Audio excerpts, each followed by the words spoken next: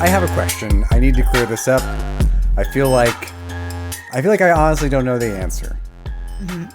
Are you all the Mischief Club or the Mischief Crew? Club. Or I was the club, but you guys might be the crew.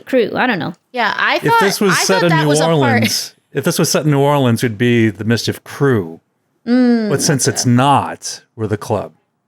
I sort of thought that was a part of Ellie's dark and historied past, but now I'm finding in our marketing that is the name of our adventuring party. Somehow, which is fine. I will go with it. I have no objections. Yeah, but also I want to trace back to what Skid said. Why? So give me some trivia on New Orleans. Why is it crew? Yeah. That's Mardi Gras when the different kind of groups get together to do the floats and the parade and everything. They're crews with a K. So it's the Mystic Crew. You'll see it in Tennessee Williams too. Oh, cool. So what was the answer at the end of it? Club? Well, I mean, the club is what I said, but I didn't know. I mean, it's up to you. You guys are the Americans. You guys decide what happens in the world. Mischief Inc. Mischief. The Security Council. You have some say. Such dripping disdain. It's like, what? How do you stupid Americans want to ruin my childhood this time? I actually this past Christmas so you guys might know that I love the game Civilization, and I thought about like what would Sweden today be like in Civilization, and then I did like civs for all of Scandinavia, and Sweden would basically be like have a bunch of ideas but no one cares. And I was like, get a minus on diplomacy for that basically. But hey, I didn't really get that joke, but I bet it really played for the European crowd. Yeah. It only took Matthew. Sweden, what's up? It only took Matthew 3 episodes to be mean to Ellie. That's it. It was so nice in the first couple. And now we've answered it. It is the chair. It is the chair. It is the chair. I'm sorry, Ellie. Here, let me make it up to you. Ellie, what is that beautiful jersey you're wearing? Oh, it's so funny you would mention it. It's I mean, out of the blue, you just thought about it? Out of the blue, without 3 reminders while we were warming up. Yep. So I was sent a beautiful shirt of some kind. I don't know the sport, but it has buttons, and it says. Do they throw the buttons? How are the buttons used in the sport? It has. Is it an e-sport? Do you press buttons? It's okay. So it has the thing for children as well. Whoa, Ellie, whoa! But no, I'm wearing stuff underneath. Calm down. But it says Cincinnati Kid on it, and then on my back it says I don't know if you can see it, Travers, Rich Travers, and so that's from a different show we're doing, Androids and Aliens, and it was sent to me from Chris. Someone else is his nick. Someone else? And Skid gave it to me. And Chris lives in Portland, I think, if you want to dox him. I don't know. Jesus Christ, Don't Ellie. do that. No. I just wanted to say thank you so much for sending it. I love it, but I still don't know the sport. After you attempted that dox, I'd like to think you have even more in common with famous Cincinnati Red Pete Rose, who played fast and loose with the rules. Bit of a gambler. Yes, thank you, Chris. We actually all received jerseys, and they all arrived. We found them. They were very generous. Yes, we all loved them except for Joe. Joe was a little embarrassed by his. It was such a different experience for me because right as Joe was like, "Oh man," I was like, "Yes," because his says natural 1 on the front and mine says natural 20, and it was just like it was like one child at Christmas getting exactly what they wanted and the other getting socks. Socks, yeah. It's pretty great. Well, how y'all doing? Welcome back. It's been a week. What's been happening? Anything exciting happened in the past week? Ooh, yeah. Anne. Oh, yeah. What's up? You tell us. I don't know. Oh God. I've been doing a lot of writing of scripts for videos, which has been not that exciting, I guess. But It's fun to have opinions on the internet that people don't hate you for, which is like, I'm looking forward to the converse of that one day. That's when you know you've made it, when they hate you That's true. so much. But That's true. But yeah, I've been making videos on my YouTube channel. I've been streaming some Animal Crossing. Oh, here's the big news. Big news. The big news is that I recently was able to kick out a villager in my village in Animal Crossing who I have had it out for from day friggin' one. Her name is Truffles. She is awful. She's a pig, and you'd think that would make her cute. Makes but sense. no, she's a pig with a bad haircut and an even badder attitude. And I hated her, and she wouldn't leave. So I had to cheat. And when a villager came to camp on my island, I kept crashing the game until she suggested she replace Truffles for 2.5 hours. Oh no, she has an annoying stank face. If you guys Google this, You look up, she's got always a little frowning. part. She's got a part like this in the middle. It's really I can And see why she- you want to get rid of her. She keeps telling me this entire time that she's a pop star. Girl, who is in your audience? You are influencing no one here. It was terrible. And then everybody started trying to talk like her, and she'd come up and be like, well, guys, we should call her Fabu. And I was like, I hate you. Leave this island. But Fabu will echo in eternity because unfortunately she managed to infect a bunch of my villagers before she left, but she's finally gone. I've replaced her with a kind of shitty cat, but anything is better than Truffles. And for that, That's true. it's the little things in life these days that we have to be grateful for. Yeah. Quick follow up. Is Truffles a real person? Is that like is that a PC or an enemy? Is this a person Yeah, it's my that friend you Ned. No, I'm kidding. No, bullied off the island? Truffles felt real in every way that matters, Matthew. Oh, Got man. it. Okay. But no, Truffles is just one of the many NPC villagers that can live in your town.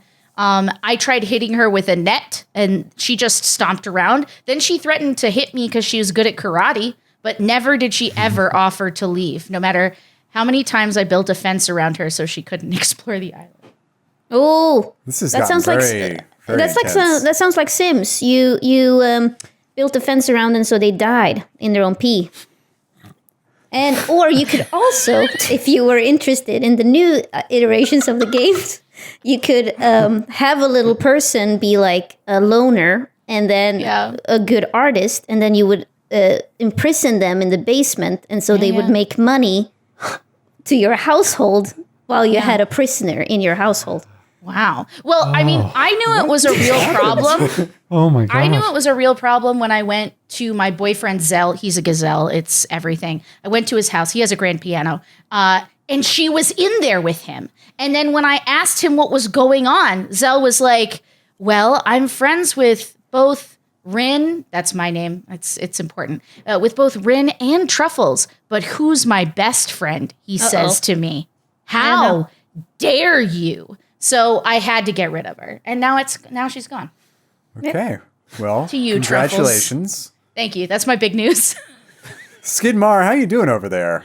Good. I'm good. I see you've taken like the method acting experience by immersing yourself in a certain location that was mentioned last week. Yeah. This is Pete's Shangri-La, I feel like. Circus. It's like, this is the peak that he could ever hope to go to. He never gets to go, and he'd love to. Even though it's only just $20 a room for the night. I mean, maybe you'll find a $20 bill on the ground by the end of the adventure. I hope so. I can only hope so. Oh, was $20 like $500 back in the 80s? That's the exact equivalent. Yeah. Wow. That's really amazing, Ellie. Yeah. I can't. Do you have a search engine up or something? 'Cause I you got do that not. spot on immediately. Is it no? But are you messing with me right now? Yes. Or is it? Yeah. We're all messing with you. How did you?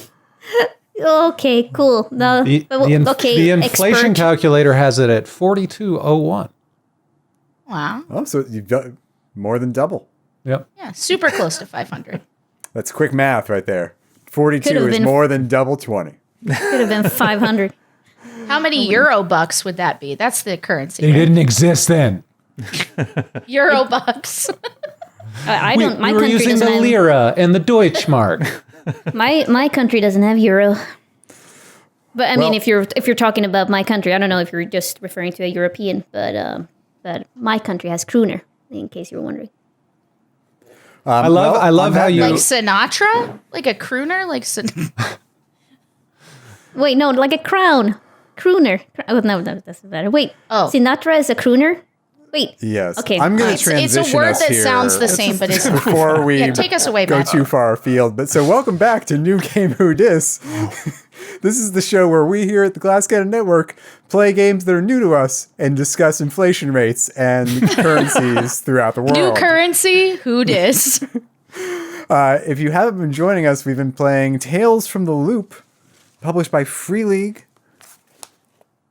And I've been having fun. Have you guys been having fun? Hell yeah. It's been amazing. I paid them to say that. No, it's been really great. It's been a really cool adventure so far. I think it's like it's super cool. I kind of wish that this was the 80s that did happen. I don't know. It seems pretty dark in this alternate 80s that we're in. Yeah, sure, but you kind of have to live a little, you know? Like you have to have those. It would be so cool to have like cool loops. I always think about like what if the Middle Age hadn't existed, you know, and where would we be today? Like, would we be colonizing the Earth, like the other planets? You know, if we had cooler technology sooner. What if Now- the library at Alexandria had never been burned? Oh Yeah, my that's gosh, I one think thing. about that all the time, Skid. Yep. It's a good thing to think about. Yeah. Yep. Right up lost here in so the old much. noodle. Well, sadly, tonight is the final installment of this grand Tales from the Loop experiment. And but as you probably guessed from the title, the goal of New Game Who Dis is to play a new game, or at least a game that's new to us, for a few weeks, and then we try it out, see what it's like, share that with all of you, and then move on to the next. And on top of that, we get to work with new people outside of our core cast. So on that note, we're very excited, and I think I can say this. Grant, am I allowed to say what we're doing next? You know what? Hold on. I'm just getting clearance on my other earbud. Just 1 second. Let me get it out. Hold on. This is a top secret line directly to the La Valley residents. That's very mean. Yeah. Just No, let that's- him get it out. Let him that's- get it out. That's truly that's unnecessary. Okay. Yeah, you're good to go. Okay, well, thank you, Grant. On that note, we are very excited to announce that next week we will be playing Call of Cthulhu. And Grant, will you show us our cast? It's up on the screen right now, Matthew. And what a wasn't cast. What a cast. So Troy, of course, Mr. LaValle will be leading us as the keeper, and Joe and I will be playing as investigators, which, like, I'm already learning the lingo.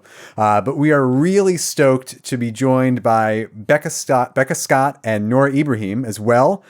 Two of them are true tabletop streaming pros. We highly recommend checking out their past work if you haven't already. I know that Joe and I are pretty pumped to be playing with them as they know many things, and we know, how do I put this kindly, nothing at all. So maybe there's a chance we'll survive. I don't know. I don't know about you, if you guys have ever played, but I'm super pumped about Cthulhu. I basically told Troy, I was like, if we do Cthulhu, just like, please let me play on that one.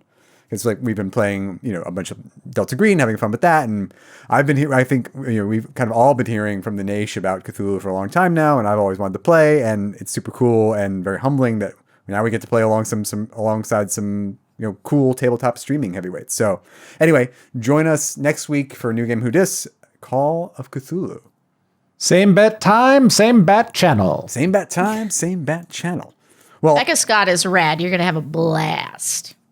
it's such a small world, this gaming community.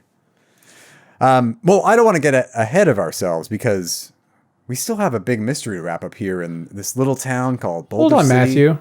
Nevada. Hold on, Matthew. Yes, Grant. I can't even let you go on. What'd I do? Oh man. You're leaving out the part where not only do we get to try new games, but a few lucky people watching tonight will also get to play the same game that we're playing. You mean Tales from the Loop, published by I do Free mean League? Tales from the Loop by Free League. Yes, Grant. You guys are such incredible improvisers.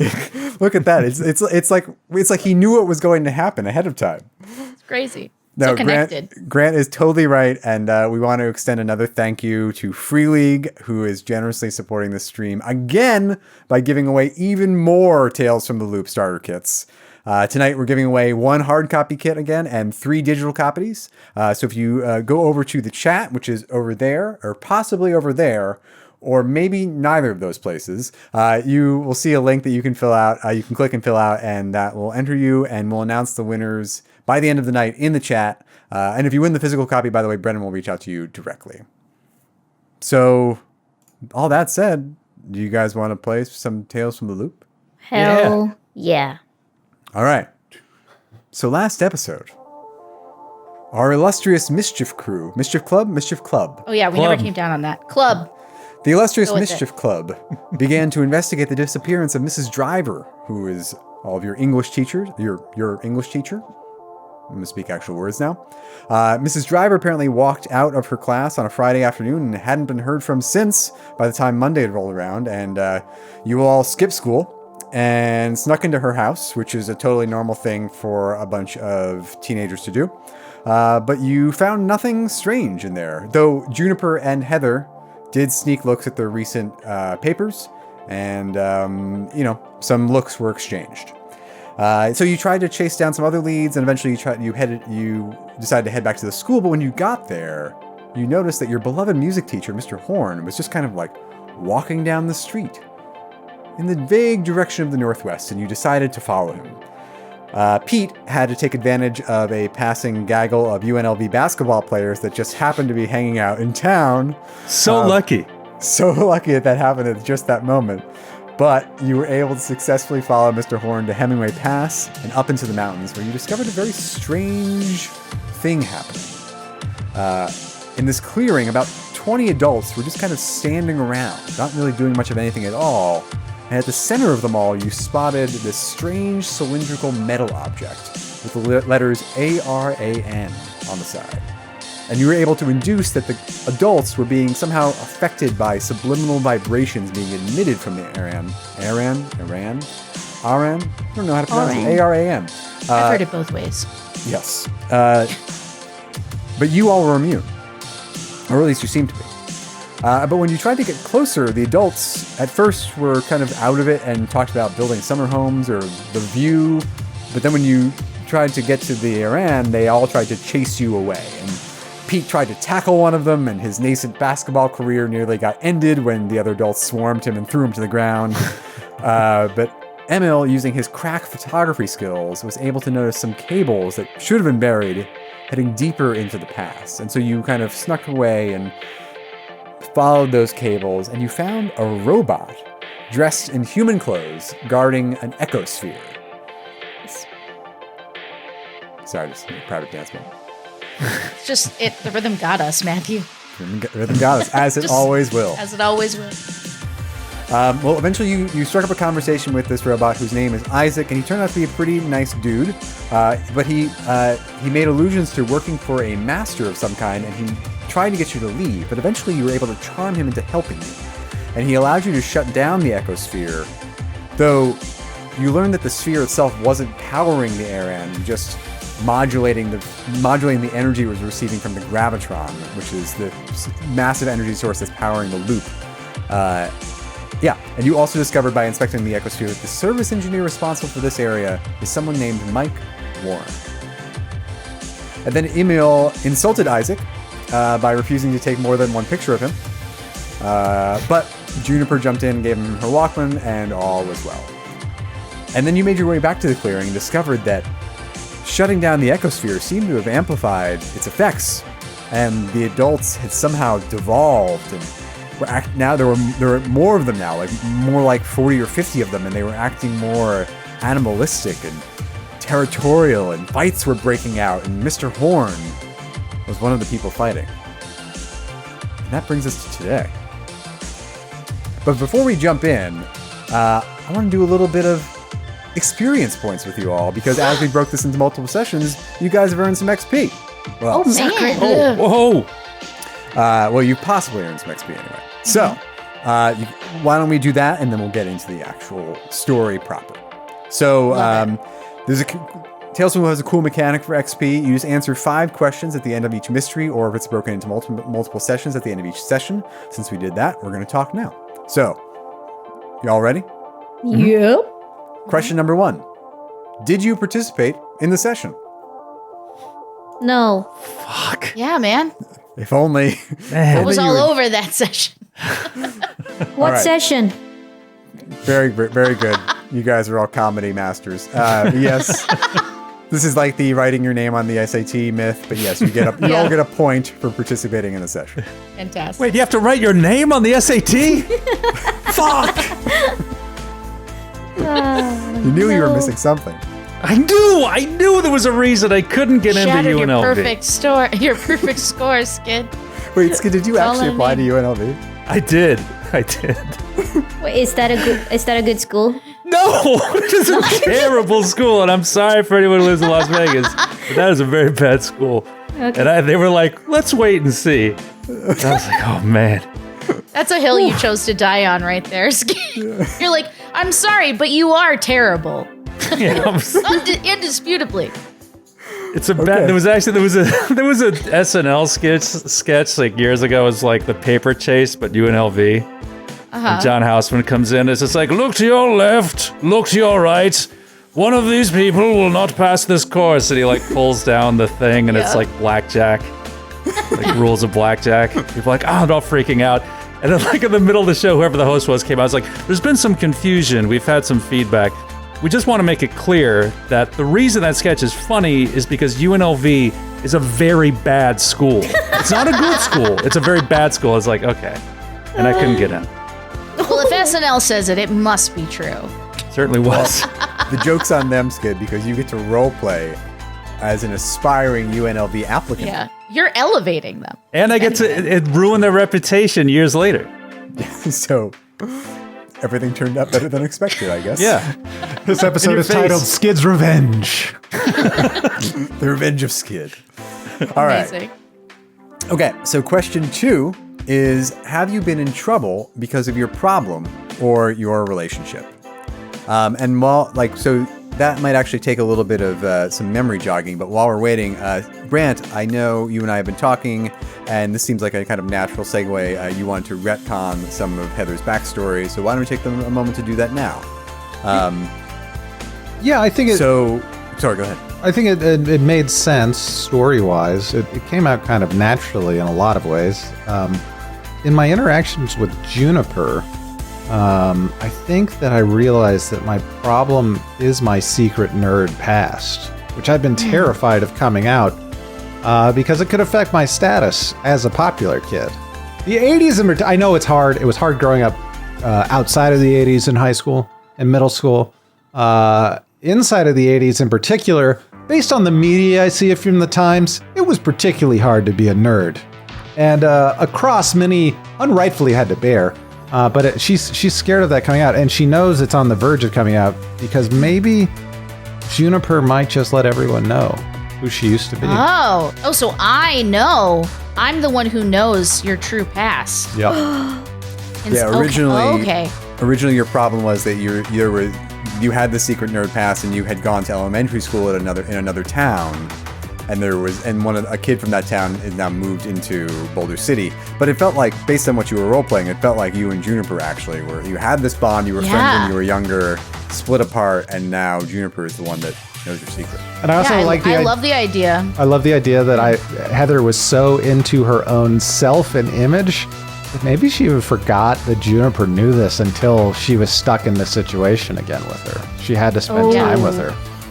And I wonder if we went to the same middle school, right, or elementary school. You transferred over here, and then I maybe within the last couple of years transferred over here. You know what I mean? I like that. I'm in. I can support your capital P problem. Great. That's my new problem, by the way, the fact you called it the capital P problem. And then I'm sorry, that's how it was introduced to us. It's not, I got a lot of it's not an capital P Richard problems original. with you people. Oh, can I also and then take this Grant- opportunity to introduce my shirt? I spent money on getting this shirt, and I realized that it's framed totally out of shot, similar to Ellie's realization. I'm wearing Yeah. a Carter Mondale 76. Oh, perfect. No popular it. kid. No popular kid's closet was complete without it. But yeah, so it's great. Do you also want to talk about your new drive? Yeah, I think my drive, it was the seeds of it came out as I was thinking about it, wanting to leave town and go to college on the East Coast. I think the reason that drive exists is because my dad probably wants me to take over his law firm. So I kind of have a trajectory in front of me.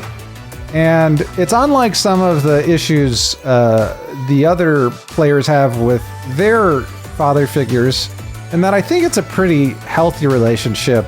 It's one that's rife with expectations, though, and it's one that's driving her down a path she doesn't want to go down. I think Heather really kind of wants to become involved in the arts and go to like a liberal arts school on the East Coast. What's her dream school? Sarah Lawrence pops into my head, but I don't think that's it. I don't think that's it. That's not the dream school. What about like Emerson? Absolutely, or, it is. Emerson's a good one. Yeah. Emerson. Like, Sarah or like Lawrence is still Williams good. College. That's a really good school. Yeah. but- Yeah, Williams College. She could also, like, if she was more hands-on, she could go to, like, Savannah College of Art and Design, cool. SCAD. Not, You know, not if you all the way go, on Sarah this. Lawrence, Joseph Campbell was still teaching there at that point. That would be awesome. Pretty sweet. My teacher went to Sarah Lawrence. This is the humor everybody's here for. It's college naming humor. But I like the idea of the expectations weighing on her and her dad valuing, like, an income amount that could happen by becoming the head of this firm over his child's desires. So, But Heather wants to be her own person. right. So, okay. Great. Love that. Great. All right. Well, then, so with that in mind, were any of you in trouble because of your problem or your relationships? I was not. I couldn't find my dad, I guess, in our montage. you had to roll. You had to roll Yeah, on that. I had so to I'd roll. say, Yeah. and no, I mean, I would say Heather and Juniper, for that matter, you guys, because of your relationship and your problem, Heather's problem anyway, I would say you definitely earned that point. Yeah, and I think also with Mrs. Driver being disappeared, I've been in trouble of not getting my recommendation letters. I haven't had my rock to steady myself on. There's all sorts of issues facing Heather. You Yeah, might man. have taken a condition if you hadn't gotten that recommendation letter. That just sounds like some capital T trouble to me. God damn it. Richmond! Yes. Skid and Ellie, your problems have been largely... They haven't put you in direct trouble yet. I did. I had to roll though to sneak out of the house. Oh, that is true. So you know what's good? You get the point. And you know what, Ellie? I didn't make you roll for our role play, our very scary role play, but I think that I could have made you roll for that. Oh, you're so sweet. So you get don't the have- point as well. Really? Wow, you're such Wow. a cheat. Don't worry. Man, all we have to do is pout and we get our way. This is fantastic. Matthew Capitacasa is the Oprah Winfrey of the Glass Cannon Network. Yeah. You get a point. You get a point. And you get a XP. point. And you get XP. All right. Question 3. Did you use or struggle with your pride? Oh yeah. I put down that I'm the smartest kid in school. And I feel like a real dum-dum the entire time. But that might have been Ellie more than Emil. But I'm gonna give myself a point for that. Good. All right. What about the rest of you? Did you use or struggle with your pride? I posed as a UNLV basketball player, and I think that counts. All right. Incredible. I feel that my pride, as a reminder, was that people know my talent will get me the hell out of here. And I know a key to nurturing that is Mr. Horn. And Mr. Horn is in big capital T trouble. So I feel like I've struggled with my pride. All right. I'll buy that. Grant, what about you? What's your Heather's pride was that she was that she's a salutatorian, but it's kind of secret right now. And it would be difficult to say that I struggled with it in that I'm not comfortable with my identity being this.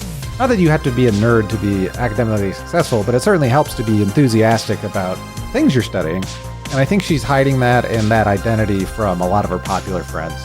It's something that I think might naturally come out the more time she spends with the Mischief Club crew. Well, I mean, you did get served. I was like, we did serve you papers, no, but we gave you your paper and you had a lower grade. Ooh, that is true. I mean, that was manufactured by Richmond, but Amazing.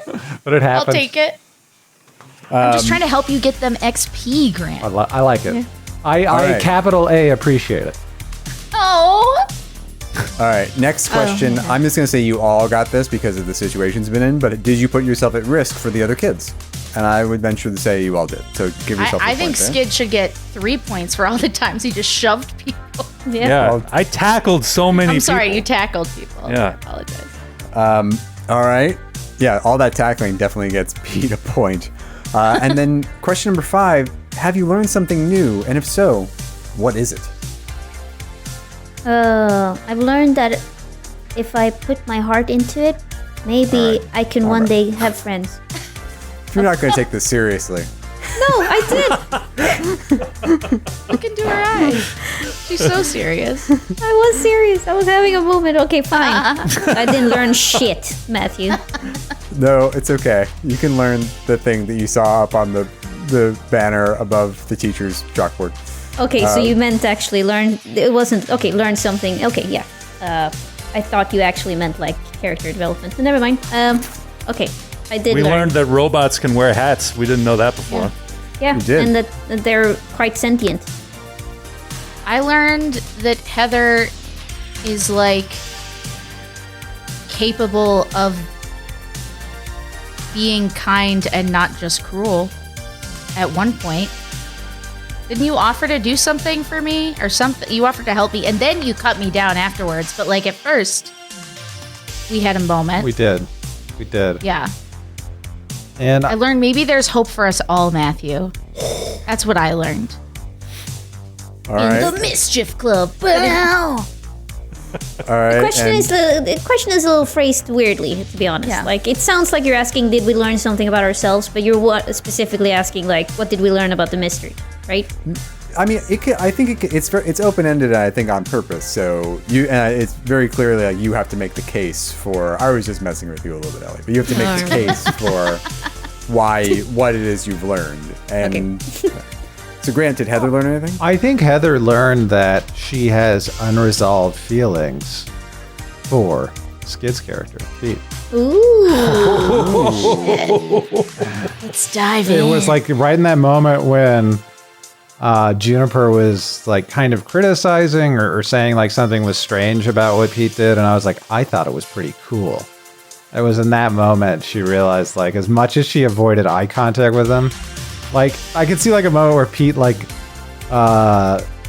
made a great dime or got a layup behind the back or something on the court, and he's high-fiving all his friends, and she like rolled her eyes at him, but in this moment she saw the raw athletic potential of this young guy. Amazing. All right. So, did any of you get 5 points? Yeah, I did. Yeah, Damn, Daddy. I think all of us did, right? Thanks to our brilliant manipulation of the rules. Thanks to the loose interpretation of question 5, I think we all did it. Yep. All right. Well, if you have 5 XP, you can use that to increase 1 skill by 1. Yes. Man. And remember that a skill level can never go higher than 5.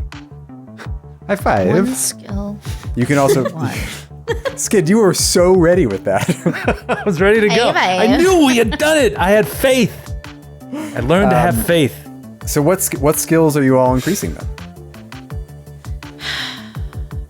I think party-wise, if I'm metagaming, which I will always metagame, Right, sure. what were we were lacking calculation?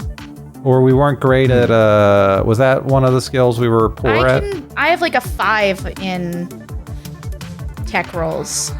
So Okay. I don't know that we're poor, but you could definitely take one. I don't know. Yeah, I don't even know if Heather would necessarily, but Yeah, I mean, I could definitely take another one there. I have a 1 in Tinker, so I could put 1 in Calculate too. What are you thinking about doing yourself, Grant? well, the question I had was, is the maximum amount in any skill 3 still, or can we go to 5. You can now put a point in any of them. You just can't go over 5. Got it. So those ones that you could only go up to 1, you could jump. be a You could 2. jack up to 2. The ones you can only up to 3, you could jack up to 4. I think I'm gonna put lead at 2. Oh, cool. Yeah, we haven't seen a lead roll yet. Yeah. I'm gonna have boy private detective put 1 more in investigate, so I am like really good at investigation now. Love that. All right. And Skid, what's Pete getting better at? I'm going to put another point in force. Yes. All right. Perfect. The You are the muscles, brute the squad. brain. All right. So freshly leveled up, but deeply And the bar. traumatized by what you're seeing. What do you want to do? You're looking over. You see these adults just like behaving like animals, like they've devolved, like they've taken a step down the evolutionary the path. I will say, like the book is fond of using the word bestial to describe this, and I think I used that last week. Not my favorite word to describe what's going on. So I'm just gonna go with animalistic. You see Mr. Horn and this other guy just like in a fight over like this jackrabbit that they've caught and Yeah. are trying to like eat raw, and they're just Yeah. Oh God, I it's hate very it. territorial, like very scary. So Yeah. what? So what I do you think with that, Juniper is kind of staring in this, just into this fog of war, ahead of them, of just all of these adults devolving in this animalistic manner. And she looks back at everyone and she says, I thought that was supposed to do something. What did we do? I think we made it worse. Oh man. I think you're right. Oh dear God. And yeah, what else do we see? Do we hear anything more? Do we hear like is the vibrations from some of this machinery like louder, or can we see any heat? Do I have any cool heat goggles that I can see cool stuff in? No. No heat goggles. The Infrared. vibrations were subliminal. You didn't even hear them. You were just able to put it together based on what you saw and how they were acting. That these subliminal vibrations must be affecting them. But as far as you could tell, nothing's changed except for their behavior. They're getting more territorial, more defensive about the ArAN, the cylindrical metal object. But and also it smells terrible. It smells like, it smells kind of like poop because nobody's been leaving. Nobody's been Cool. leaving. So I wrote down Mike Warren here, Elizabeth Warren's brother. That's straight out. The poop thing is straight out of the book, by the way. I just want to say. Oh, good. Nice. Not As a much as I Matthew love a good original. poop joke. Got it. Yeah, no, we know it's you, Matthew. So that Mike guy. Yeah, and also Isaac's female boss that we don't know the name of. I think he just referred to her as her. Or did he say the name? He said her, and he said he couldn't tell us her name. I feel like if we find that Mike guy, he's the tech for the Ecosphere. Like, he's got to know how to shut this frick off. Yes. Juniper is right. I think we should try to find Mike Warren. You do know you him, think? Heather, don't you? Heather, maybe. you know Mike. No, you didn't. Heather didn't know him. She had heard the name, but she doesn't know him. Oh, okay. I misread that. You know nothing about this guy, Heather, but maybe we can look Did at I some. roll contact on that? You did, did. You rolled okay. contact, and And it you- said you know his name, but I wrote down that you knew him, which is Yeah, and as- you would I rolled well, would I right? know his face necessarily? Would I see him in this crowd if he was there? No, not necessarily. I think you've heard the name. Right. You've probably maybe heard adults around town, like your parents, like mention Mike Warren, like that guy Mike. That guy Mike, he's cool. Right. Or- Can But we felt try confident. And, like, find him in a phone book? Yeah, we were going to try to find a phone book, like a payphone or something, and we're looking for a white pages. Oh yeah. okay. We know that there's a phone book in driver's house, but maybe we shouldn't Right. break into that house again. No. Well, it doesn't seem we've all necessary got houses with to phone books. re-break into somebody's house just to look at their yellow pages. So where should we go to make this call? Email. Can you imagine? You get busted by the cops and you're like, honestly, we're just here because we needed a phone number and we know she had a yellow pages. Yellow pages are available everywhere. Just go to any convenience store, any payphone you can find. They're called the Yellow Pages because they're as valuable as gold. Gold, I tell you. All right, try. Can we go to a payphone, or otherwise, Emil is gonna. We can go back to my place. I think my dad's at work, and I made some cinnamon buns the other day. If you guys want some of that. Oh, your cinnamon buns are amazing. Let's go back to Emil's house. Wait. Yeah, and I mean, it's getting later in the day. Sorry. She's gonna. Oh, sorry. Before we go, she's gonna say, "Wait, what are we gonna? We have to have something against them. We have to like prove that we know something." Emil, could you like take some pictures of what's going on over there? Maybe we could develop them, and then if we meet Warren, we can kind of like, Yeah. you know, be like, "We know what you did last summer" or something. I don't know. Juniper, you know what? You're one smart cookie. And he starts Yeah. taking photos. But this is gonna take 2 weeks for me to actually get the Yeah, photos. we have to develop them. And, like, That's fine. We'll just Okay. we can bluff. Heather's Okay. good at lying. Yeah, we had Yeah. to. We also had to find a specialty film development lab that processes medium format film. Well, It's Heather, I don't know anything. Heather, Although if it's they're black and also white, killing each other right now. if it's Heather. black and white, we Mr. could Horn find a has the guy in dark the room. headlock. He's trying to rip the Okay, jackrabbit we need out to of his go. mouth. I think he's got a couple days. He'll be fine. we need to go. I've taken Yeah. a bunch of photos, but we Yeah. should go. Agreed. Isaac pops up and says, "So you'll take photos of them, but not of me." Isaac, I'm kidding. Oh. He isn't popping. He's too busy listening to his sick jams on his Discman. Okay, so you're gonna go to Emil's house. All right, so you make your way Yeah. back into town, and as you're arriving at Emil's house, you notice the front door open. oh no! And Emil's dad just starts walking out. Oh And no, he he's starts gonna kill us. walking straight towards you. And then he doesn't say anything. He just keeps walking and walks up in the direction of the northwest toward Hemingway Pass. Can I? Guys, it finally worked. I'm invisible.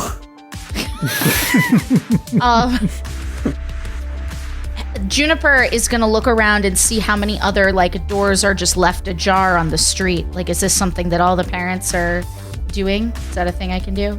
Yeah, I don't. You don't even need to roll. I was like, Okay. I would say at least half the doors are just kind of wide open.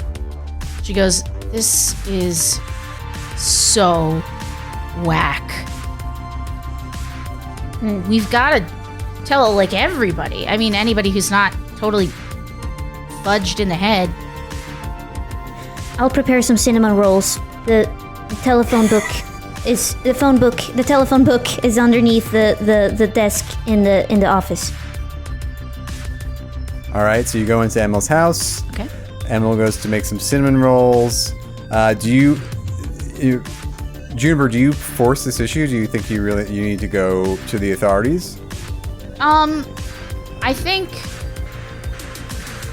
I think she's getting more and more nervous about it. So yeah, I think she's anxious and kind of like, I think this might be bigger than us. I don't think this is a problem that the Mischief Club can solve. I mean, this is really big. This isn't like stealing apples from Mrs. Peterson's yard. Hey, you wouldn't tell anyone about that. That's I fine. can tell us. We were all there. All right, that's true. But keep your voice down in case anyone hears. Oh my God, this kid. Okay. I mean, guys, do you think it's big? Should we contact somebody or like? I'm scared of the cops. I don't know. Maybe we should call 911. I honestly don't know. Well- I'm worried that we're gonna ruin the adventure from a metagaming perspective, but I also I'm no Don't worry law about that. enforcement expert, but usually in towns like this, law enforcement is made up mostly of adults. yeah. So I think there's a good chance that anyone in law enforcement is being affected the same way. No child cops. In Nevada. Not in Nevada. Actually, Nevada may be. So maybe it's worth a shot. If those cops get up there, they're gonna have weapons. Like if they start fighting, they'll have all sorts of things they could use. I mean, people are gonna get hurt, you guys. All right, maybe we should. What do you think, Heather? I don't know. I think we just have to figure out how to find this Warren guy and get him to stop this. It's the only thing I can think of. We could make 2 phone calls. We could call the cops and then Warren. But I think Pete is right. If all adults are being affected by this dangerous vibration, then they are probably also up there soon, and they're gonna start shooting people. Well, even if they're not up there soon, if they go there, they'll be in as much trouble. Yeah. I think you're right. And you know what? We just have to start making decisions. Yes. So we're gonna call Mike Warren, and we're gonna make him understand what's going on, because I bet people who work for the Loop have some sort of brain worm or like frequency emitter or some kind of something that's going to keep them from being affected. They gotta know what's going on up there. Oh yeah. All right. So, who wants to roll comprehend on the yellow pages? I have 8 in it. Yeah, you comprehend that. All right, I'm on it. This is one of my favorite pastimes of Reading scrolling through the food. Scouring the phone book. I mean, sadly, kind of a true story. Like, I did not have much else to do as a kid. Anyway, It's fun to see your name and your friends' names in print. Yeah, and I was always looking up the number. 1 success. But I was also always looking up the number to this one pet store that I wanted to, because it had a bird on it. You and birds! Why do you love birds so much, you weirdo? That's like pre-Google. Had a bird on it. They had a logo I just loved. What is wrong with you? Okay. So with your 1 success on your comprehend, you find 5 Mike Warrens in the white pages. All right, trying number 1. Well, does anyone want to roll contact? Oh, yeah, not me. Yeah. Heather, aren't you good at that? I guess you could say, a bit of a connoisseur in contacting. Oh my god. And so that I'm is... trying to compliment you and you're being terrible to me. I don't know how to be any other way at this point. That's mind. That's mind Heather. plus your contact. Okay. Mind plus contact, yeah. I think it's heart, Sorry, actually. contact is heart. It's heart Yeah. plus Heart. Oh, okay, great. That's even more. Plus 2 successes. Okay. Great success. You've heard your parents talk about him, or maybe somebody at your dad's law firm mentioned him once or twice, or I don't know. You've overheard it somewhere, but you are fairly convinced that the Mike Warren that you've heard of, the service engineer Mike Warren, lives on Peachtree Drive, and you do find the address there. Guys, I remember having to serve papers to Mike Warren's wife at the time for their divorce because my dad is a scumbag. A process server? Your dad doesn't do work as a process server? Yep. In my mind, you were in your Girl Scout uniform. And you're just like, and also this. Uh-huh. Like, So that'll be 3 Yeah, bucks that's a good way to tag get an along, answer to the about door. 4 Samoas, and you got served. Oh, good God, that's amazing. oh my god. All right, so you eat some cinnamon rolls, and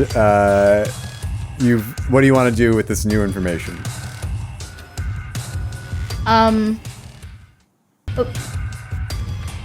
Well, we want to call him. Yeah. All right. I'm gonna call him. Okay. Yeah. You call, and no one answers. Goes to the answering machine. God damn it! And she just there an address? Shuts the phone. There is an address, 37 Peachtree Drive. Just go over there. Let's All right, go yeah, over we're there. just gonna Tackle go over somebody. there. That's how you get things done. Yes, Okay, Pete, you're gonna need these. And she and Emil pushes the cinnamon buns into his face. Like, Oh, they're awesome. like, Yeah. Now he's gonna rage. carb load. Carb load. Amazing.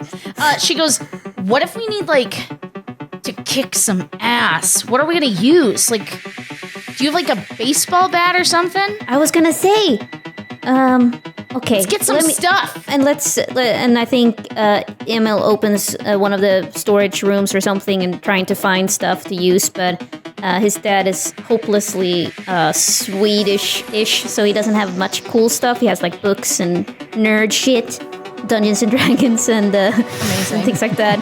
But then he maybe find I don't know, what would I find, Matthew? I'm just hold on. I gotta look up the rule for if you can just introduce items. Baseball bats, a bunch of photography stuff. Yeah. It seems like it's actually pretty much under my discretion. So I'm gonna have you roll and investigate. Okay. Right. All right. Looking for things to kill with. Nice. 2 successes so far. 3 successes. Ooh. Okay. With 3 successes, you find a baseball bat. Okay, no. No gun. Jesus Christ. Yeah, you find an aluminum baseball bat. A baseball bat. And that'll give you, whoever's using it will give you a +1 on force. And you find, let's see. You rolled 3 successes, so I'm going to give you 2 items. So you find a golf club, too. Oh, golf club. All right, so who has... A random 9-iron. A random 9-iron. Okay, so Emil is going to give the baseball bat to... which one is the strongest? I'll give it the strongest one to Pete and the second strongest to... I can probably take another one. Yeah, Pete will take the gun. Pete will take it, tuck it behind his... No gun! No gun. No gun! Oh, right. Where would one find a gun in Nevada? I think if you could drive to Vegas, there's a pawn shop for that. I do have to say that I would be doing a disservice to Heather if I didn't do some sort of roll to look into the back of my father's SL Roadster to see if by any chance he forgot to take his croquet mallet out of the trunk. See, this is where I would love, like, in Delta Green, you have the luck roll, and I feel like this is the luck roll is so perfect for this. You could do that now. We could just do a coin flip. Yeah, let's do it. Either flip a coin, Grant, or roll a D100. D100, here it comes. Okay, 51 or above, you find something. 50 or below, you don't. Rolling the same D10 twice, because I only have one. First roll will be the tens digit. 2 for 20, so no. Nope, he took his croquet mallets with him. Damn. He's on a croquet retreat weekend. Oh no! Damn it! Can Emil put on, mostly because he's still a little young, but like wear a costume of some kind, like put on a Batman costume or like a Robin costume? Yeah, I feel like we need like a little montage moment of like hands reaching into closets, pulling out stuff, putting on like face paint, because that's what my nephew did this past, like when I met him recently. He was just like, I'm gonna take some pictures, and he came with the full Iron Man costume. Was he aware of your own superhero past? he was not. All right, so yes, Emil puts on a Batman costume. Tell you what, I'll let the Batman costume give you a +1 as well. Grant, you failed that roll, so no extra item there. And then you have a baseball bat and a 9-iron at your disposal if you'd like to take it. I will take the 9-iron. Is Batman costume giving me a +1 to sneak? Or it can give you a +1 to whatever you make a case. Nice. It should give you a +1 to. Okay. Investigate for sure. Investigate for sure. Detective Comics. Yeah. I found out recently. Greatest detective. Yeah, I found out recently that Batman was a detective. I thought he was a bat. Hell do I know? If we're going into places where we might potentially have to interact in a classier environment, I think Heather might take this opportunity while they're getting geared up to drive home around the block and change into her plum Ferragamo homecoming dress. Were you not wearing that this entire time? I thought you were wearing it this whole time. It's your iconic item. Yeah. I thought it was more of an evening wear situation, not something I'd wear during day to school. But okay, we can dress for the job you want, Grant. All right. So, 4 children. One of them wearing a plum Ferragamo evening gown. One of Slow them motion wearing walk out to the car. an autographed UNLV jersey. One of them wearing a badass leather jacket that's from Cher's recent tour, and one of them wearing a Batman costume. Slow motion walk out of the house and head to Peachtree Drive. Let's okay. do this. When you get there, you find same kind of thing. Like you look down the block, about half the doors are just wide open. You get to 37. That's Mike Warren's place, and it looks like a pretty standard, lower upper middle class home. The door is closed, and yeah, it looks like nothing. There's no cars in the driveway. That's all you see. What do you do? Emil, Yes. sneak. Like, she's like, Attack. Sleek. Aggressive. And he runs in with sneak. Tries to get in. Door is locked. Yeah. okay. Can I Okay. try and tinker with the lock and open it? Like, take out a hairpin and, like, You notice, Juniper, that Yeah. the door is wired to an alarm system. You see through, like, you peek through the window and you see, like, window by the door, Yeah. and you see it's connected to an alarm system. There is Okay. a number pad out right next to the door. yeah. Can I try and disable it using tinker? You can disable it using program. If you want to try to hotwire. You know what? It's fine. I can still roll 5 programming dice. What could go wrong? Nothing can go wrong when you're trying to turn off an alarm system. Yeah. One success. Okay. Okay. You are able Think about it the whole to. time. You're able to disable the alarm, Yeah. and the door unlocks. She says, Oh, nice. Perfect. Thank you, Robin. "You're welcome." Wait, what? No. That's fine. I'm fine with it. And Emil slowly opens the door. Roll sneak. Oh no! Okay. Cool. Sneak. Aggressive. I'm gonna use my +1. I am the Batman after all. So describe for me how you're using the Batman costume to sneak better. I feel like it's more like perfectly fitted to so I won't be making any extra noises by clothes shuffling.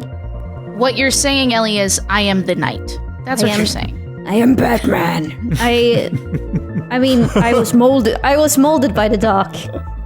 You were merely adopted, Capricaso. Sorry. Okay. That counts, right? So Mint-berry the case crunch. you're making is that the Batman costume is made of some kind of very soft, very silent fabric that reduces the noise of the friction. Yes. I think Okay, sure. it holds a copyright by Lucius Fox from Wayne Industries, actually. I think it's high tech. And it reduces the noise, reduces the funk. Yeah, I press the button and go invisible. That's Yeah. That's what it does. Okay. That I doesn't cast happen. fireball. Okay. That doesn't happen. Right. No, but I think You also can take the EML. +1 though. Okay, good, because I think EML is also in the mood of sneaking, so he's like a little bit more cool and careful. He's sleek, aggressive. Like a Sometimes cat. how you dress affects the way you feel. Any cosplayer will tell you that, man. 2 successes again. I'm rolling rocks. All right, you're able to very stealthily open the door and slip into the house. And you hear, I don't know, maybe Emil doesn't recognize the song, but I would think Juniper would recognize the Doors when she heard them. The doors. This is the end. Oh no! Beautiful friend, the end. Oh, no! Okay. What do you do? What do I do? It's coming from upstairs. Yeah. the sound. EML, yeah. Is the rest of them coming in as well, or I'm waiting on your move. Like, Okay. you tell us what you want us to do. Well, can they come in without me? Like, why do I have to sneak and the rest of them can? I'll sneak in after you. I can do it. Probably. Or like, I mean, or is the? I mean, should I clear the coast, Matthew? What? What? So, like, what I'm saying is, I'm so happy with that with that new phrase. Clear the entire clear coast. the It kind of makes sense. You can see makes how total she'd sense. get there. No boats. No summer homes. That's not No a, beaches. That's not a Nothing. that's not a spoonerism. What is that technically? Because it's Yeah, what is the that? coast is clear, but it's like it's Yeah. taking it and turning it into its own. Wow, I love it. I don't know. Okay. But it's He amazing. discovered a new beaches form of closed. speech. I'd like to sweep the coastline. All right. We ain't found shit. Emil clears the coast.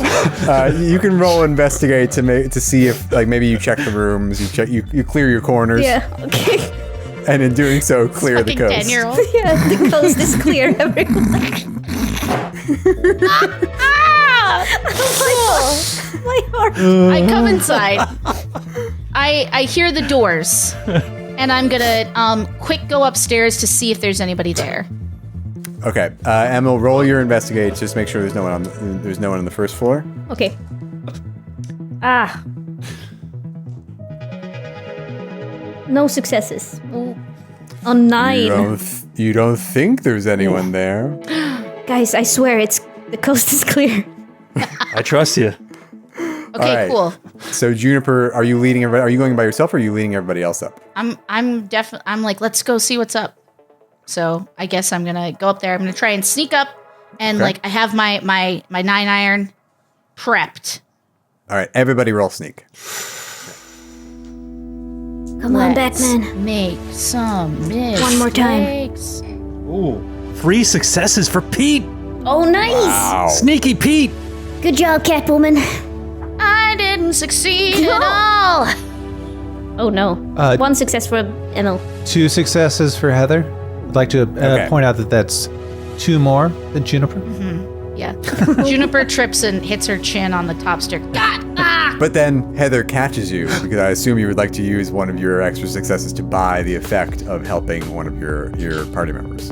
Yeah, that sounds Right. That sounds pretty cool. I guess I could do that. So Juniper trips and falls, and then Yeah. at the last second, Heather grabs her. Yeah. And there's this moment where I look at her and I go, I'm fine. Thanks. And then keep rushing So upstairs. much teen angst. I love it. All right, so you make it upstairs, and you kind of follow the sound to one of the bedrooms, and yeah, somebody in there is jiving to the doors. Are they singing? No, they're just like you can hear But like you them. sense movement. You see their shadow kind of just like, Okay. Oh, no. what do you do? All right. I kick in the door. I Shoot shoot. the door. Yeah. I shoot them. Yeah, no. I kick in the door. You Okay. do? Oh my god. Yeah. You Just kick in for the fun. door, and a man in his 40s, balding, wearing some pajamas with hearts with arrows through them, and teddy bears on the pants, clear, almost nearly like leaps out of bed. He's so scared, and he's like, Yeah. oh god, oh, and then he sees you all standing there. He sees a 10-year-old in a Batman costume, a badass rocker, somebody in a plum Ferragamo evening gown, and Pete wearing the jersey of his favorite UNLV player, or maybe not, standing there, and he's like, he looks at you for a minute, and he goes, I was wondering when you guys were gonna show up. Hey, you want some Sunny D? You were wondering when we were. Who wonders if we're gonna show up? You said you were gonna come over. Sure. Yeah, absolutely. Sir, It's have good you, to hang out. Sir, have you been drinking the funny juice? Nah, man, but I think my dad's got a stash below, and if we just put we can take a little sip and then fill it with water, and he'll never know the difference. Wait, is this you said the 40-year-old Is he man? a kid? Yeah. No, he's 40. He's a Wait. man in his 40s. Male pattern baldness, tall. Oh, about but 6 he's foot. acting like a kid. Roll empathize. Okay. I actually have that. You can also roll comprehend. For those of you who are good at that. 1 success. On what? successes. Empathize or comprehend? Empathize. Okay. I have 0 successes on 8 comprehend, and because it makes sense. Emil does not understand this. Yeah, no. Okay. When he turns his head, you notice that he's got a big old bandage, like on the back like kind of on the back of his skull. And there's like a little bit of like a burn mark peeking out from underneath it. Yeah. Those of you who got successful empathize rolls? Heather. Okay. Heather, you just one success, right? One success. Yeah. You clearly, he seems to think that he is a kid and that you are his friends. And you would surmise that maybe if you go along with that, he might not be mad that you broke into his house. Cool. Wow. Anybody want that Sunny D? I'll have a Sunny D. Do you? Wait, this is my favorite part. And it just gets to the chorus again, and he's like, deep, man. It's fucking deep. She looks at Pete. She's like, what the hell is going on? Heather, do you tell us that we should play along with him? I nod at all of you. I try to pass that along. I'm like, go for it. I roll my thing. And all right, I'll give. I decline the Sunny D and I request either a tab or an apple slice. You know, I think we've got some tab. And he leads you down to the kitchen and he pours glasses of Sunny D, and he does have one can of tab that he slips across to Heather. And he's like, I've been saving that one. You better enjoy it. Would you like a cinnamon bun? You know what? I'd love a cinnamon bun. All right, cool. Do you have them? Yeah. And he takes out one from his pocket, like that's his Batman costume. Here's one. I made it myself. He doesn't even blink. He takes it and eats it in one bite. Cool. Dude. So what do you guys want to do? You wanna watch some TV? You wanna listen to music? Maybe we go down to the movies? Catch something there? Catch a flick? We could also go get burgers. What you thinking? Well, Thundercats is on, but we're really kind of busy. Busy? Oh man, you gonna leave? Everyone's always fucking leaving me here. Have you met anyone else since we came? What do you mean met anyone else? I live here. This is my here home. the whole time. No, but has anyone else been here? I'm noticing that you have this Band-Aid on your skull. I was just Band-Aid? And he touches, he's like, bummer. Yeah, it's a real drag, bro. Yeah. What's that about? I don't know. I have these weird dreams. I've had these weird dreams recently, being in this tunnel with all this metal stuff, and then I was on a ladder or something. Oh, it's the same dream over and over, and then I touch something, and then I just wake up in bed. Huh. It's just weird. But then it's the strangest thing. I was here. There was this kind of old lady that seemed really familiar to me, but I didn't really know who she was. She was wandering around here, and she would bring me some food, so that was cool. But then she just left, and now I'm here all by myself. Was she wearing a lab coat or any kind of identification or something? Lab coat? No, she was just in normal clothes, normal middle-aged lady clothes. And she came here to give you food? No, she was here already. Oh. I don't know, man. When you woke up, she was here. Yeah, when I woke up, she was right here. The world's fucking crazy right now, dudes. You know what I mean? Yeah. Hey, a question for you, kid. What's your name? Oh, I'm Mike. What do you mean, what's my name? I'm Mike. You know me. I'm Mike. Yeah, I was just making sure you didn't have a nickname or another name. I mean, Mike is a nickname. I guess you could call me Mikey. Or Mickey. Mikey likes it. Oh my God. Do you mind if you check out?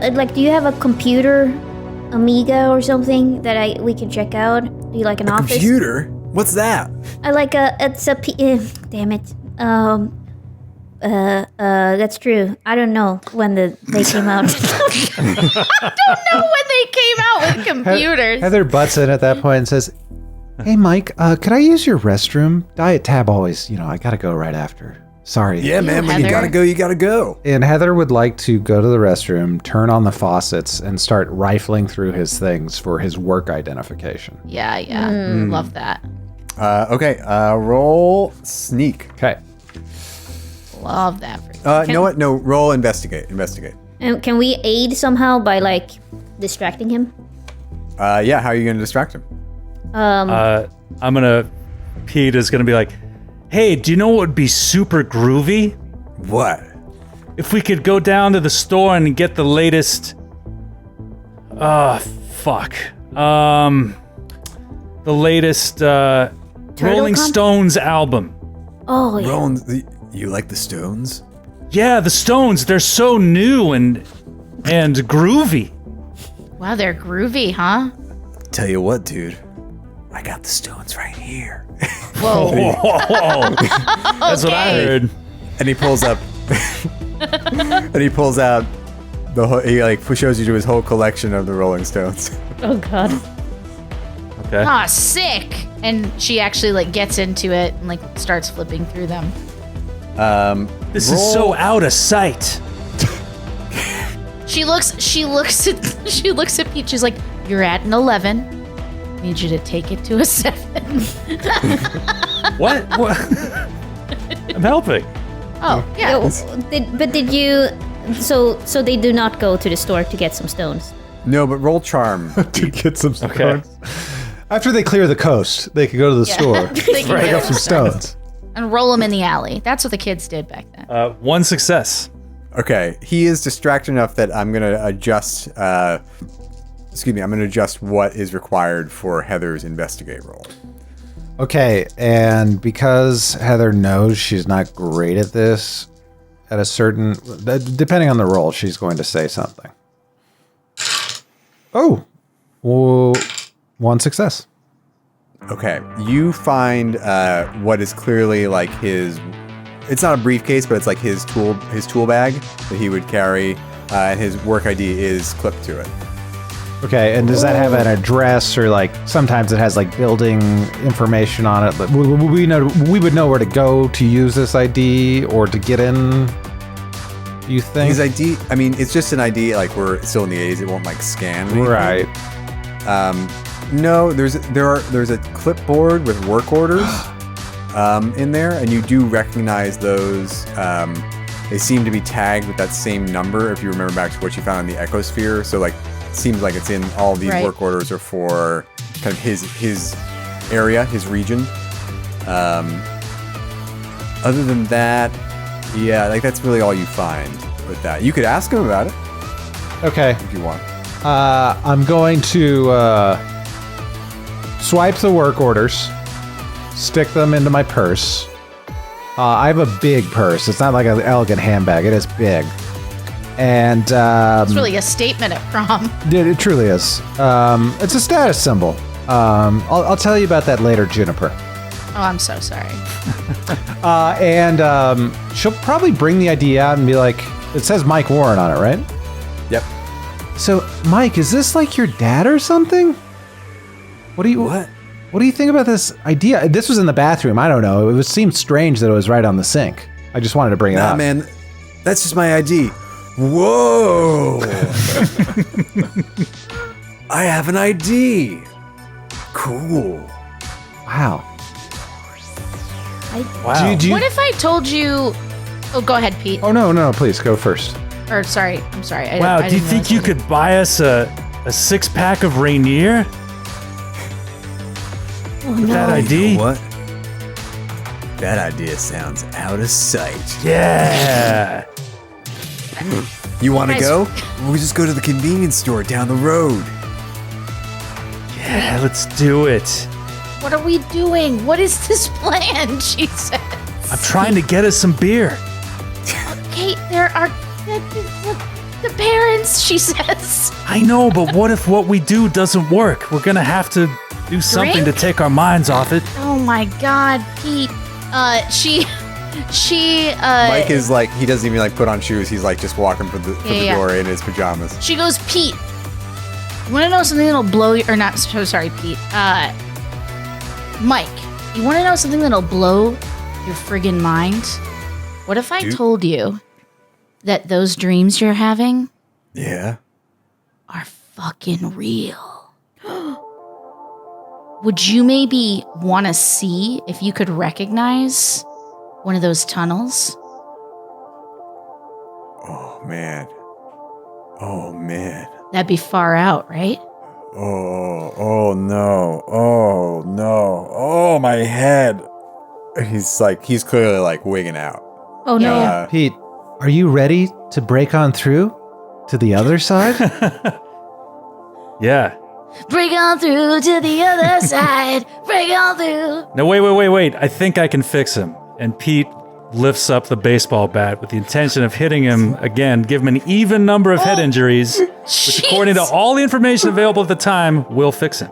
Emil, Pete, Batman doesn't kill. So please don't kill. All right, I'll take your word for it. Okay. Mike is like sitting down on the couch and he has his head in his hands. He's just like, oh no, oh man, oh, what's going on? Yeah. Juniper's gonna kind of take a knee in front of him and lean in, and she's like, "Kid, you could be a freaking hero today because we're a group of 3, but with you." I gotta tell you, if you look outside, you're gonna see all these adults. They're gone. The world is about to end, and you are gonna thwart the apocalypse. You, kid, are gonna make a difference, she says. Really? Me? Yeah, you're the chosen one, man. Is he? All right, roll charm, and then also, which of the 4 of you did you cut? Yeah, I was gonna say that was like we're a group of. Ellie's like 4. Yeah. Wait, no. horror dawning on her face as she counts up. Yeah, and Emil It's is me. like, "Oh no, she forgot to count me, right?" Wait, Pete? there's only 3 of you? Am I hallucinating one of you? Oh, not again. I think Emil is so stealthy in her his Batman outfit that we didn't see it. Yeah, you can't see him. Yeah, became the exactly. No, I'm sorry. What actually happened is that I was looking at our squares, but I couldn't see myself, so I counted the 3 of you, and I was like, that's it. That's everyone who matters. So I cut myself from the team, if you want And to know. only has Emil- eyes for us. Yeah, Emil is standing behind him. I'm over here now. Sorry, 5. There's 4 of us, so you'd be the 5th. But Yeah. is Mike waking up like and starting to talk like is he waking up ish, or is he still a kid? No, he still seems kind of like he was. He can't really, he's so overwhelmed. But roll charm, I Juniper. am. Okay, that is 2 successes. Okay, great.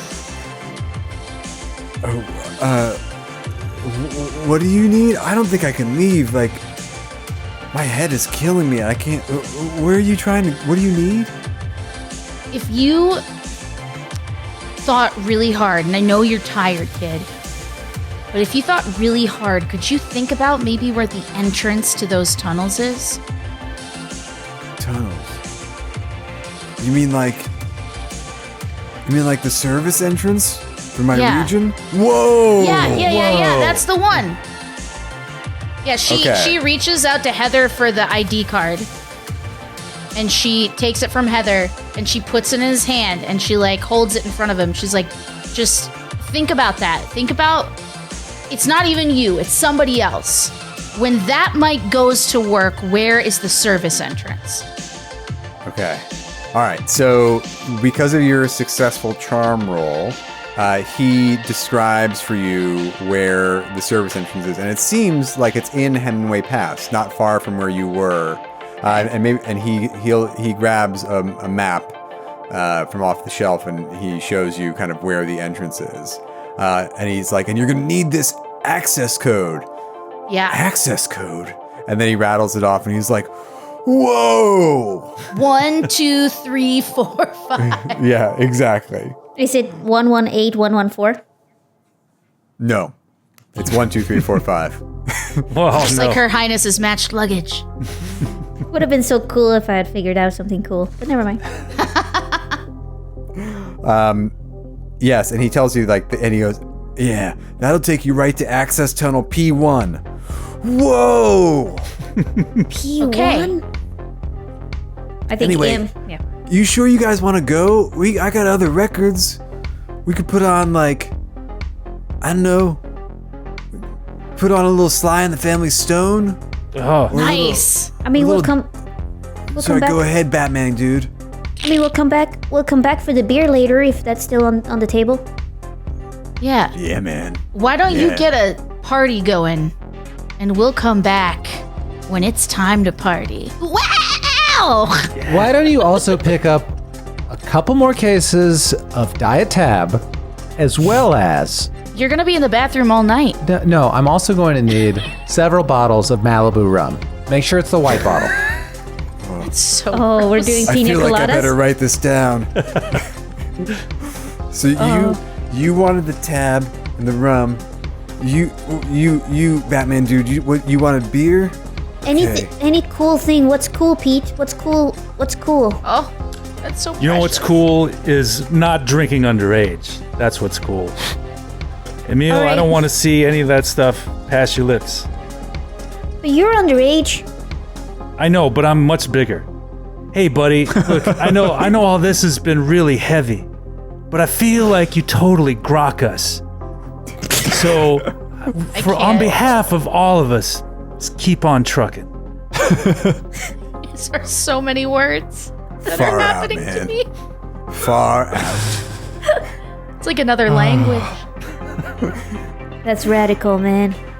All right. right. So you leave Mike as he starts contemplating going down to the convenience store to buy Yeah. you all liquor. Even though he's grievously injured and has brain damage. I told him I could help. Oh, and I tried. pick up a fresh, clean trash bag, or trash can, and we can fill the Malibu in there, and get some Kool-Aid, some powdered Kool-Aid, and let's get a hose. I saw this at a frat party once. Oh no. Heather, did you know that you'd be cool if you didn't try so hard As to be if. cool? Come on, G. Okay. Oh my god. So do you make your way back to Hemingway Pass? Yeah. Yes. All right. When you get there, you head the way you wend your way up into the mountains, and you get to the clearing again. And by now, even more adults have been drawn to the ArAN. And I mean, you see a news van that's there, but then the cameras are just lying discarded on the ground, Yeah. and clearly the news crew has They just pulled up. joined in. You see a cop car, but cops have just gotten in. They don't seem to have their guns on them, so that's lucky. The adults, you notice, if you take a minute to watch them, they basically stopped using words. Their clothes are all torn. They've been especially the ones that have been here for a few days. Some are walking on all fours, and you also notice that a few of them are kind of lying injured and dehydrated off to this, around, and it's getting even worse. Like, they're really going at it. Like, you better hurry. We got to fix this fast. Yeah. Yeah. Come on, it's all up to us. All right, so you head deeper into the pass. You pass Isaac. Hello, young ones. He waves at you. May I pose for another picture? Sure. I promise I'll take it this time, and he does so. Because he felt bad. May I have a copy of that picture once you develop it? 2 weeks from now. 2 weeks from now. Sure. You got it. What a redemption arc. Thanks, pal. Okay, so you keep going. You're following the directions that Mike gave you, and eventually you find this kind of overgrown bramble, and underneath it, a metal hatch. Whoa. I'm sorry, it's actually a metal hatch in a concrete slab under the bramble with a heavy hatch that opens, and there is a keypad next to the hatch lever. Okay. I head over, I look at them, and then I look at the keypad, and then I type it in. 1, 2, 3, 4, 5. 1, 2, 3, 4, 5. the hatch unlocks. And you're able. Pete, you might need to help, but I think between the four of you, you're able to open up the hatch, and you see a set of stairs leading down into a dark passageway. Oh no! Okay. Sorry. I don't want to go first, but I can. I can if I have to. For Gotham. No, it's okay. I think Pete would probably go first. Yeah. Okay, cool. Thank you so much, Pete. It's okay, buddy. You're the Dark Knight. You got this. I am the Dark Knight. I am the Dark Knight. I'm the Dark Knight. I'm the Dark Knight. I'm the Dark Knight. You And can he starts handle to this. Prepare his. Robin is here, she says. All right, Robin. I'm at your Pete. disposal. Pete, roll lead. Aha. Okay. That's hard, right? Lead. Heart. Yeah. Heart Yeah. plus whatever you put in lead. So if you do, I will say, I take this back. I'm gonna give you the option. To roll lead, you do need to take a condition. You have to check a condition. I will take I'll take a condition. Okay. So why don't you take scared? So you lead to maybe if you successfully lead, you'll put on a good show and not be scared in front of him. Okay. I did not get a success. Okay. Oh no. Okay. Nothing happens. Can I try you to don't- lead? and you don't take the condition either. Oh, Okay. I was kind of forcing that in, but that's not really how it works. But Well, and It's not really how it we still works. have our old conditions, right? Heather is upset and exhausted. Yeah, and I still blew out my knee, so oh, did you want to? I mean, let's take this back. If you wanted to, knowing that you were going to go into danger, if you wanted to take some time in the hideout, maybe to Yeah. heal your conditions. yeah. You wanna do that? Maybe at Emil's house, could we yeah, like when we were it's having not the cinema. technically the hideout, but Yeah, we it were- was a but we- safe space. We were All right, together. yeah. We'll And we say were at having Emil's house. cinnamon You all buns. sat down. Yeah. Those cinnamon cinnamon buns, buns. refilled our MP points. Exactly. Yeah. Exactly. That's MP points. Yeah, it's like a pin number. You and your words. Can I maybe help Pete push through this dark time with a lead or a charm roll? Roll. What's a good roll? You want to kind of help him not be scared, basically. Yeah, Empathize? Yeah, I was gonna that say would roll be empathize. terrible for me. I think I'd be pretty good at empathizing with Pete. Great, Heather. Then you freaking help him. No, do charm. Okay. Juniper. Watch me be charming, Heather. To Pete? It's happening. Yeah. Watch it happen. Oh, it's gonna happen. So you- 3 successes, yeah! Okay, yeah, Pete, you are definitely not scared. Yeah. Let's say you go down Yeah. into the tunnel, you start stepping down Yeah. into this dark tunnel, and you see this kind of long dark passageway that's only occasionally lit with a service light. But as And- you're walking, Yeah, start to as talk you're to walking, I come up next to you and I go, we're gonna make it, right? Yeah. Yeah, Yeah, totally. yeah. You got okay. this. And she her hand snakes into your hand and she holds your hand. Does Heather see that? Heather sees it and thinks to herself, barf me out. Emil tries to grab Heather's hand. Heather is upset at first at the idea, and also how far down she has to look to make eye contact with Emil, but then it takes her out of the moment of jealousy that she's feeling and allows her to focus on the seriousness, the gravity of the moment, that we're sneaking into this place we should never be, designed for adults, and decides to be strong for Emil. For Batman. For Batman. For Gotham. all right. So with that, you keep heading down through the tunnel that's wending deeper and deeper and deeper underground. It's very humid down here, which is weird because you're in a desert. Every now and then, you feel this warm wind pass through. Some places you see the emergency telephones mounted on the walls. And then you hear sounds of something. Roll comprehend. Who has comprehend? Like you hear a sound up in the distance. Yeah, Emil, roll comprehend. 1 success out of 8. Jesus. You recognize the sound as it sounds like the skittering of rats. Oh, Brody. They sound like pretty large rats. Guys, can you guys hear that? Yeah. You know, She doesn't. Batman's worst enemy is not bats. It's rats. oh no, Ratman! Ratman. Juniper tries to look like it's cool, but she is squeezing your hand very, very tightly. She does not like rats. Not even a little. It's bad. It's okay. Bad Just boys. think of them as little diseased dogs.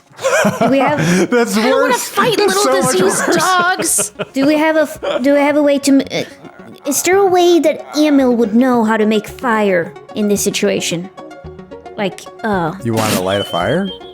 yeah, to burn the rats. No, but like to This isn't Last Crusade.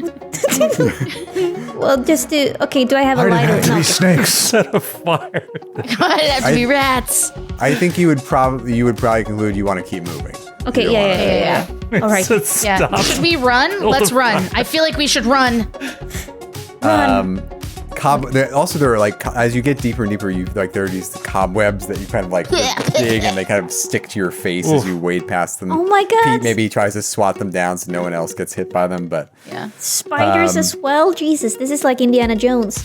It is. all This right. is the perfect date. After about 20 minutes or so, you come don't to think a so. crossroads. You have a path to the left and a path to the right.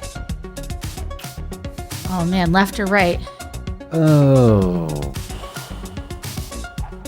We could split up. We need wait, it's P1? Yeah, but if we split up, what if the rats get one of us? Then we won't be able to. Why do you want to split up, Heather? I don't know. I just thought Pete and I could go this way, and you and Emil could go that way. Cool. I mean, Yeah. If she like stands back from you and she looks at Pete and she looks at you and she goes, "Sure, sure. if you need Grand. that." I think Heather would very gladly seize this moment, but Grant just feels really bad now. Sorry. No, I don't want to get in the way of this blooming Hey, guys. relationship. No, live your life. man. I can go alone. If 3 of you wants to go that way, I can go this way and just No, be no, sure no. that- okay. No. Neil, you're very brave, but you're sticking with me. And Pete is kind of oblivious to all this drama Yeah, kind of going yeah. around him. And Pete is just like, you know what? UNLV freshman great Stacey Ogman is left-handed. I'm gonna go left. Oh, Okay. So you Amazing. and Emil are gonna go left, and Heather, you're with me then. Okay. And I think, Okay. as is often the subtext, it really has nothing to do with the boy. It's really, about their friendship. This is exactly what it needs to be. Yeah. except for Competition. Emil, who is way too young to even consider any of his emotions. But he looks up to Pete so much. Yeah. And I have this like in the future. I do think Emil becomes like he gets into I think he's gay in like my canon. But right now he doesn't really know how to explore it. But I think he's looking up to Pete, and it's like I thought left too. To be honest. Yeah. Oh, that's so cute. Okay. Do you have any plan to reunite? Like, are you just splitting off and you'll Yeah, never that's see each terrible. other Goodbye again? forever. Let's say we go for 10 minutes in the direction. We don't find anything. No matter what happens, we come back here in 10. If we get back here and you guys aren't there in 5 minutes after that, we'll come. The other group goes down that hallway, right? So that way we can cover more ground because we have limited time. Okay. So All right, 10 in minutes in 10 either minutes, directions. You'll each head your separate ways. Then in 10 and minutes then you'll return. So in 20 minutes, we'll be back here. I think Heather is wearing a swatch, like a very stylish swatch. Amazing. And I think the last thing Emil says to them is that if I don't see you again, it's been a pleasure, ladies. The pleasure And then he was all goes up. mine. And then he follows Pete into the dock. All right. Gotham Okay, needs so you. You said She says. Pete and Emil are going left, Heather and Juniper are going right. Yeah. Okay. And it's like, it's so good. It's silhouetted in my mind as these kids descend down like these hallways with just darkness to consume them only. It's the best. I mean, it's terrible. Juniper and Heather, do you talk to each other along the way? I think there's definitely silence at the beginning. Yeah. I'll take that as a no. And no. But like one of us has to break the silence because it's too awkward with just the two of us. And there's no one to exhibit the pretenses of what we feel about each other that's been established towards. So one of us probably cut the knife. We should probably clear the coast. Yeah. We should clear the coast. Cut the knife. Cut the knife and then clear the coast.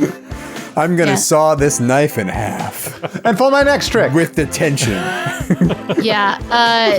Juniper kind of is like, after a while, she goes, I mean, you look great. It's kind of inappropriate for what we're doing. Like the footwear, especially. Oh, these? These old things?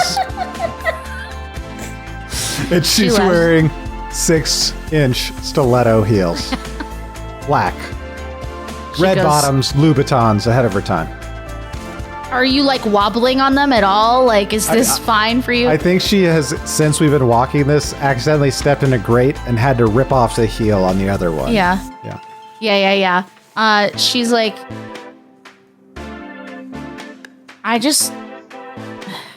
I'm going to regret saying this, but I just wish you didn't make it so hard. How do I make it hard for you? I feel like you're always gunning for me. Really? I don't know. Sometimes in Mrs. Driver's class especially, I just want to kind of show off. I guess I never got over kind of secretly being a teacher's pet. And it kind of bothers me that even with all of that, you got a better grade on your paper than I did. It's one paper, Heather. No, she would say it's one paper, G. G. Oh, right. Yeah. Oh my God. And when she calls her G, referencing her middle name of Gianna. Yeah. Ooh. She kind of like the pretense of the popular girl goes away. And she pulls a scrunchie off of her wrist that is next to her swatch and kind of puts her hair back in like a side ponytail. It's like, listen, I've been thinking. I was looking at some old journals the other night that I hid behind my bed, and I was embarrassed about them at first, but then I read about that summer that we went to camp together, and I remember when we used to make friendship bracelets when everyone else was playing field hockey and volleyball. It was really nice, to have someone there who spend time with me when no one else would. I mean, when I came to this school, I wanted that again, but you were just, I don't know, you're so far ahead in so many ways. I just couldn't keep up, and then it seemed like you didn't want me to, so I didn't, and I just felt, I don't know, this distance. And I never wanted that. Like, I feel like from where I'm sitting, you chose that for us. And it sucks. But you're different too. You never used to wear that leather jacket and sing Journey. Nah, I didn't used to do those things, but like, people become more of who they are. And like, if you are this awesome cutthroat boss ass bitch, like, that's cool. That's rad. I just wish you knew that you are that. Yeah, me too. I guess I'm a little worried about what's going to happen when we graduate, but I won't think about that now. Gracie, maybe you should come to Mike's house party that's happening this weekend with me. I'd love for you to meet some of my friends. Yeah. I mean, that'd be sweet. And listen, like all that stuff back in the day, like I know that's a part of you too, and I just hope you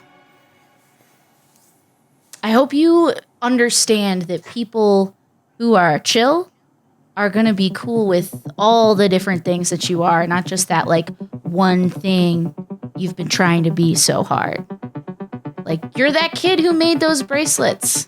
You're that kid who gets A's all the time, and you are rocking this fit, girl. And she blushes and says, thanks. Yeah. It's nice to just talk about this with you, Gracie. Yeah. Well, let's move on. Yeah, let's save the world. Goosh. All right, so you keep walking down that hallway. And then meanwhile, what's going on with Pete and Emil? Are they talking to each other? Sure. So I think Donatello is probably my favorite. But I don't know, Raphael is pretty cool too, even though, I don't know. Blue is my favorite color, so Leonardo, pretty solid. But I really hate the orange guy. Maybe I messed it up. That's Michelangelo. Oh, right. Which ones are your favorite? That cartoon kind of sucks. It's a total bastardization of the original Eastman Laird comic book. Oh yeah, for sure.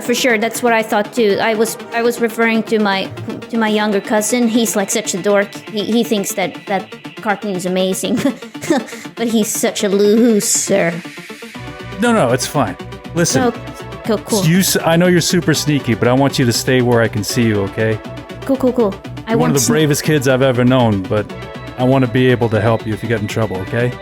Okay, I'll stay visible to you, but stealthy to my enemies. Like Batman. Like Batman. You'll be my Arthur. Right. I'll be your Dudley Moore.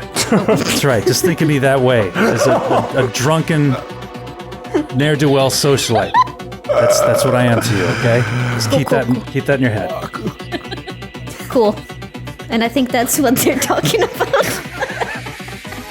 Killing it.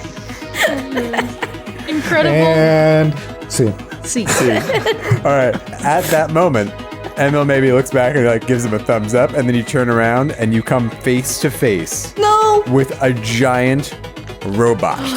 Oh. One of the like the big ones that were walking out in the field, but you jump, but then you notice actually it's not moving. It seems pretty significantly damaged. And it looks like a piece of it has been torn away by something with enormous jaws. Oh no. Sweet! What? Matthew, capo di casa. Meanwhile, back with Heather and Juniper, you guys are walking along, and you hear this strange crackling sound up ahead. And you kind of round the bend, and you see something flashing in the distance. Is it a Y4X model or an A7 model? Something. I mean, I don't know. You probably have to get close. Yeah. She goes, crap, what do you think that is? I don't know. I've never been good with that tech stuff. It's okay. I'll sneak up. It's fine. I'm not Batman, but I'm Robin. I'm second best. Second tier, good enough. I don't understand that reference.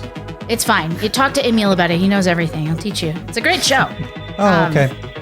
He knows the names of all the characters. Yeah, I realized I googled Arthur and Batman, and I'm like, that's not what I meant. All right. I sneak. Famous billionaire Bryce Swain.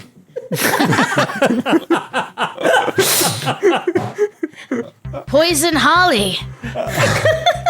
Poison Holly. Did you say you got one success in the sneak? Yeah, I did. Okay, Man, this is giving me real never-ending story vibes right now. I just had to say it. Please take us away, Matthew. I'm so sorry. No. The music is just very good.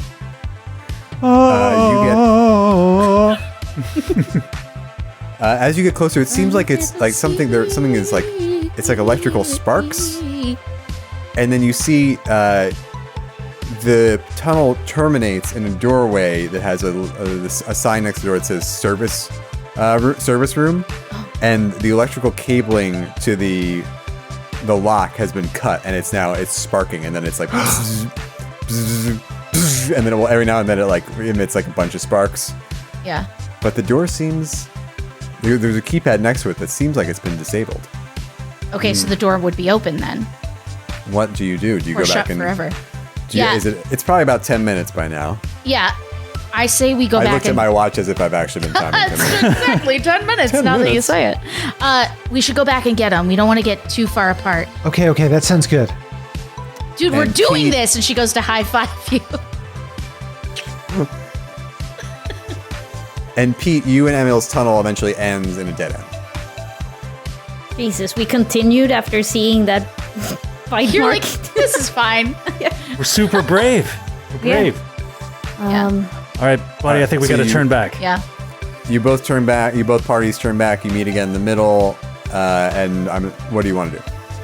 We should try to get in that room, I think. I mean, if I had to bet, I feel like those rats are chewing stuff apart down here, and maybe that's why everything is batshit crazy. No offense, Well, Batman. I'd hate to see the rat that took a chunk out of that robot, if that's true. yeah, we kind of have bad news, ladies. There might be a dinosaur down here. What? well, Dinosaur? awesome. Jump to conclusions. That's crazy. It could just be a monster, Yeah. not necessarily a dinosaur. Oh. But in any case, I think we have to get moving.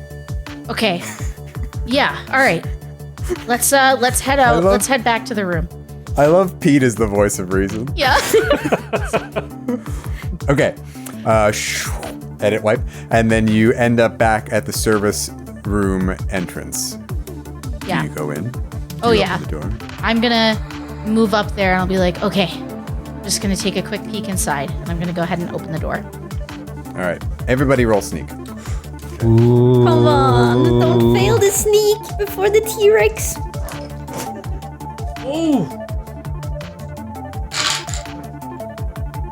Two successes for Pete. Fail. One success for young Emil. 0 successes for Heather. Oh no. Again. Oh no. And I Oh, no. repeat, as if. So Pete, which of your two companions, Heather or Juniper, do you offer help to? I think. Oh, wow. It's a horrible position to be in. Yeah. Which romance path are you taking, Pete? Juniper was the last person to physically come into contact with him, so I think that luck transferred in that moment.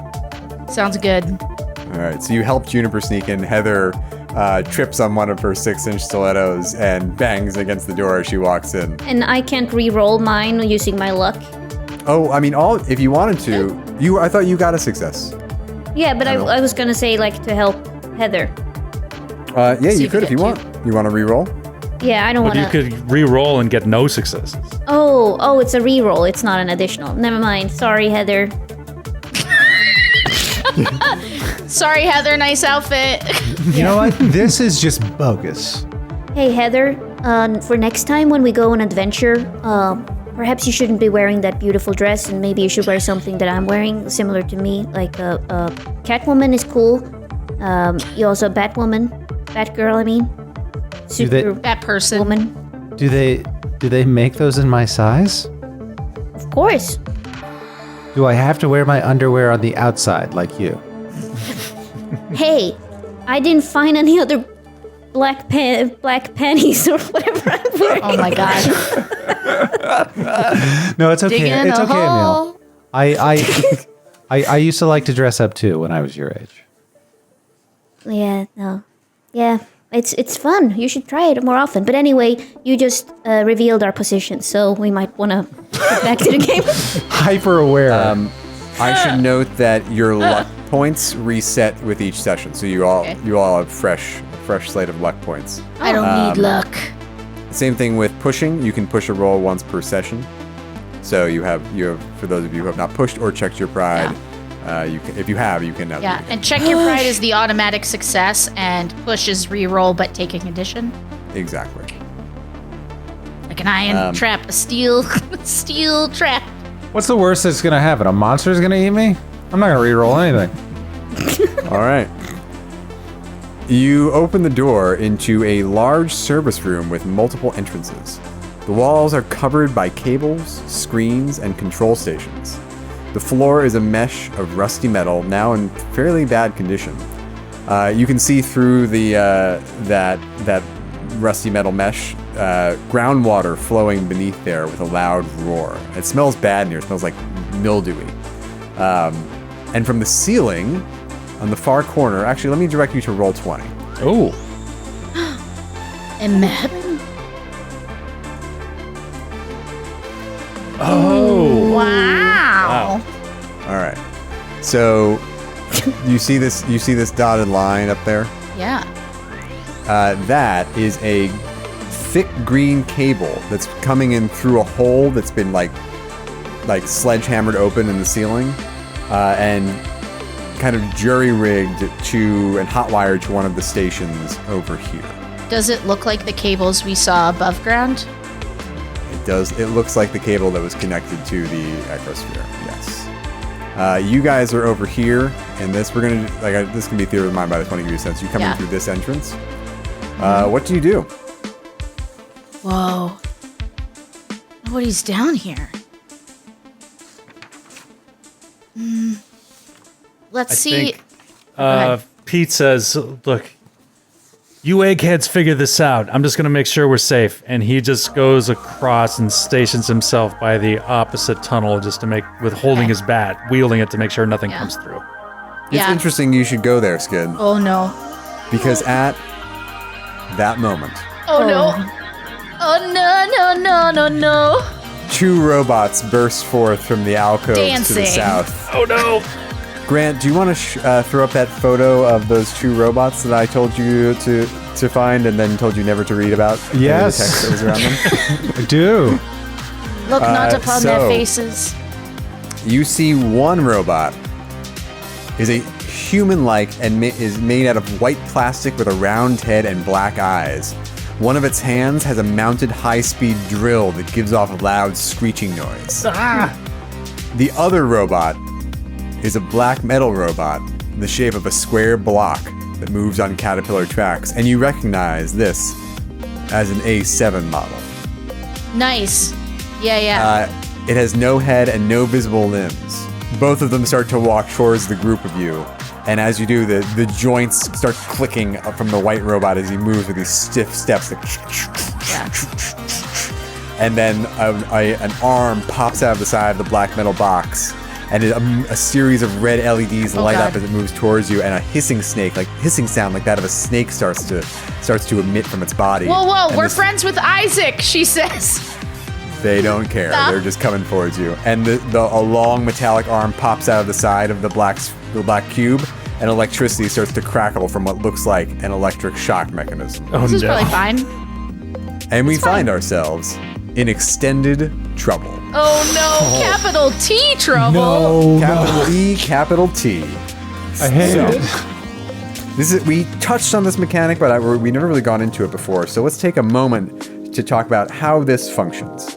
But first, I just want to say, if you missed this earlier, our friends at Free League are giving away a hard copy and 3 digital copies of the Tales from the Loop starter kit. So if you want to check out the chat, you'll see some links to enter the contest, and the winner will be announced by the end of the night. No matter what happens to our heroes here. Yeah. Okay. Oh God. So for extended trouble, first things first, we set the stakes. The game master declares what's at stake. Basically, your lives. These robots seem incommunicative. You heard from Isaac that the A7 model is a real dick, and they are coming towards you. But I was told we couldn't die. You don't know that. Oh. I mean, Emil doesn't know that. My father told me I was never to die. Exactly. But we can be broken, So the next right? thing that happens is that I tell you the threat level of this situation. Midnight. So, generally speaking, a threat level of twice the number of kids is normal, 3 times the number is hard, and 4 times the number is impossible. So 4 times the number of you. So there are 4 of you, and I will tell you the threat level for this encounter is 12. I thought there were only Oh my God. 3 of us. 3? Okay. Now, well, then it's impossible. Wait. Wait. So is that whoa. impossible? Wait, I can't do math. Hold on. So, it is 3 times, so it is hard. Okay. Grant was making a humorous, funny joke. Great. Okay, cool. I'm On really your bad at expense. math. Don't On your joke. expense, Anne.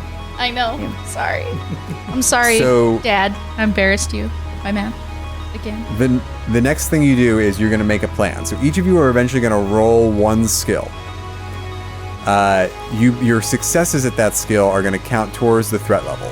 To defeat these robots, you have to at least meet that 12-point threat level. Okay.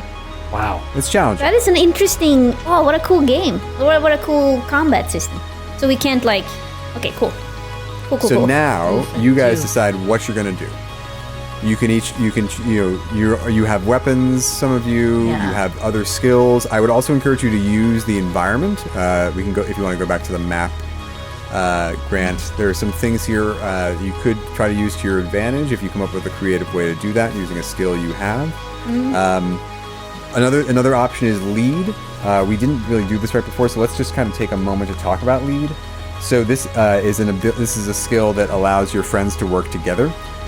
So you can role play this and help them overcome trouble, and your successes become a dice pool for your friends to use. Great. So if you did want to use that, you can. You don't have to. So talking about what you're thinking, you have these 2 robots coming straight at you. One is wielding this high-powered drill. One has an electroshock arm. What are you thinking you're going to do? Is there the possibility, because I was able to reason with Isaac, who looks like a robotic Gorton's fisherman, is there the possibility, or are these things so hostile that they wouldn't seem to listen to any type of charming or speaking with or reason? You would gather based on, Juniper already said we know, or Emma already said we know Isaac. They didn't respond. This is a pretty hostile situation. You're not going to be able to talk your way out. I would like to take then my bardic-like inspiration that I gained as lead of the cheerleading team Nice. to either lead or charm the rest of my team into some sort of inspired battle fury. Okay, that would be a lead roll. So Heather is going to use lead to help inspire the rest of... And remember, if you fail to lead, you check a condition. Great. Okay, what are the rest of you going to do? I'm going to kind of parkour myself around with a move check to kind of be up in the front lines with Pete to like not have him take on everything by himself. Okay, so you want to move. So Yeah. in this case, we're gonna. This is the kind of funky thing about Yeah. this mechanic. Is your ultimate goal to fight them with your 9-iron? No, my ultimate goal is to be specific. My ultimate goal is to get in a place where one of them's like sputtering sparks, right? I would say from the door, there's still some sparks coming in from where the door or the cable never to mind. the entrance was coming. Never mind. Yeah. My goal is just to get in a better position for next turn, I guess. Like, I want to clock them in the back of the head so I can see kind of their wiring, maybe. Okay, so there is only one turn. You're only going to do one. Oh, this roll. is only the one thing we can do. Well, Yeah. So if you want to clock them in the back of the head, yeah. that's going to be a force roll. It's just I'm so not good at that, and I am good at lead and charm, but we don't really need that. So I guess I'm going to go ahead and trust Heather, and I'm going to go ahead for a force check and hope that Heather's successes carry us through this terrifying okay. time with my So 9-iron. Heather's going to lead. Juniper is going to do force to try to whack Mm-hmm. the robot, one of the robots in the back of the head. What, Ellie, Skid, what do you think? As the smartest kid, I'm the smartest kid in the school. I can do this. And so he's gonna either do comprehend or investigate or something like that, using his mind to try to see if there are pipes, like maybe that can short wire them, or like on the screens, if there's anything that he can see that like can, I don't know, if there's an EMP or one of those electric things.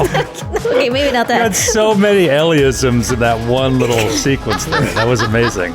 Short wire, EMT. You know? Okay. Oh yeah, but like. So you want to try to use? I think actually Mike Warren was an electromagnetic technician. The guy whose house we were at. So that makes sense. So, are you saying you want to try to create? You want to try to like electrify the robots or the floor or? Like, no, the opposite. I want to take away their power, so to speak. Like I want to power 'em down. What is it called? Short them. Short circuit. Short circuit them. them. Yeah. You wouldn't be able to do you. Based on your knowledge of this, you wouldn't be able to short circuit them from any of them through any kind of like electronic means. However, if you wanted to try to short them out by using some sort of electrocution method, if you can come up with a way to do that, that's totally fun. I was thinking like this. Their water pipes. Like, wouldn't they be? Could they potentially be? Would they be like? Since we're in a basement, a humid basement, I'm thinking there could be water leakage and stuff like that would kill them. There is water beneath the rusty metal grating in the floor below. Cool. All right. I would like to find out if there's a weakness, like investigate roll, to see if there are weaknesses that either one of the stronger ones could then have them fall down through. I'll tell you this. How's your tinker? 1. Okay. Well, Mine's 6. I feel like everyone is doing the wrong stuff. okay. How about this? So Ellie, if Emil does a investigate roll? Yeah. Why don't you do that? Why don't you do? Oh, you're going to do that, and that will open up, based on the number of successes, a possibility for Juniper. To tinker instead of force. Yes. I love All right? that plan. Okay, cool. Okay. So, remember, you can check your pride to get one automatic success. You can also push to re-roll, even if you succeed, and you can always use luck points as well. That's what it. So, why don't we do this? In what order are you going to do this? So this is the other thing you decide in extended trouble. In what order you act? Did Skid go? Did Skid go? Oh yes, I'm yeah, sorry, Skid. Skid. What are you going to do? I'm just going to bash him up good. All right. Dash him up. Dash him up. Nice. So that'll be a force roll. Yep. So in what order do you think you're acting? I mean, Heather, are you going first so we know how many Heather bonuses we have? would definitely set the stage to give you guys something to fall back on.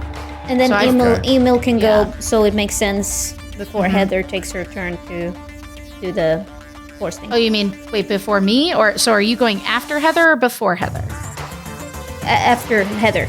Okay, Sorry, so- so Juniper can do it. Sorry. Yeah. No, it's fine. I was just confused. Okay, I think that's great, and then I'll just kind of be like waiting in the wings to decide whether I'm going to bash this thing in the head or try to fuss with the grate. Okay. Yeah. And then we'll go Heather, Emil, Juniper, and then Pete. Yeah, for the pièce de résistance. Oh boy. All right. so sorry. So now we play sorry. the scenes. So Heather, Yeah. what do you say to lead them all? This isn't the first time our school has been faced with odds that no one thought we could overcome. When we won homecoming 28-21 with a last-minute fourth quarter interception by our leading quarterback, it was all because they looked to me for leadership. Rah, rah, sis boom ba, let's go get him in the jaw. And rolls and hopefully the excites jaw. everyone. A violent football team. I mean, I also, by the way, Pete has been tackling everyone, but I was thinking about it. Nowadays, no one plays any sport but besides what they're going to do. But back then, multi-sport specialists. Like, Oh, Oh, yeah. yeah. He's at least a 2-sport athlete. yeah, and like the pitchers and quarterbacks were like the best athletes in their school, and they played Oh, like yeah. everything. So, okay, here it comes. Do you want me to roll now? Yep. Go ahead. Okay. Roll your lead. Okay, 1, and then 2 successes. Okay. Ooh. That gives you 4 dice to assign to the other players. Prior to their roll? Nice. That's a good question. That's a really important question to answer.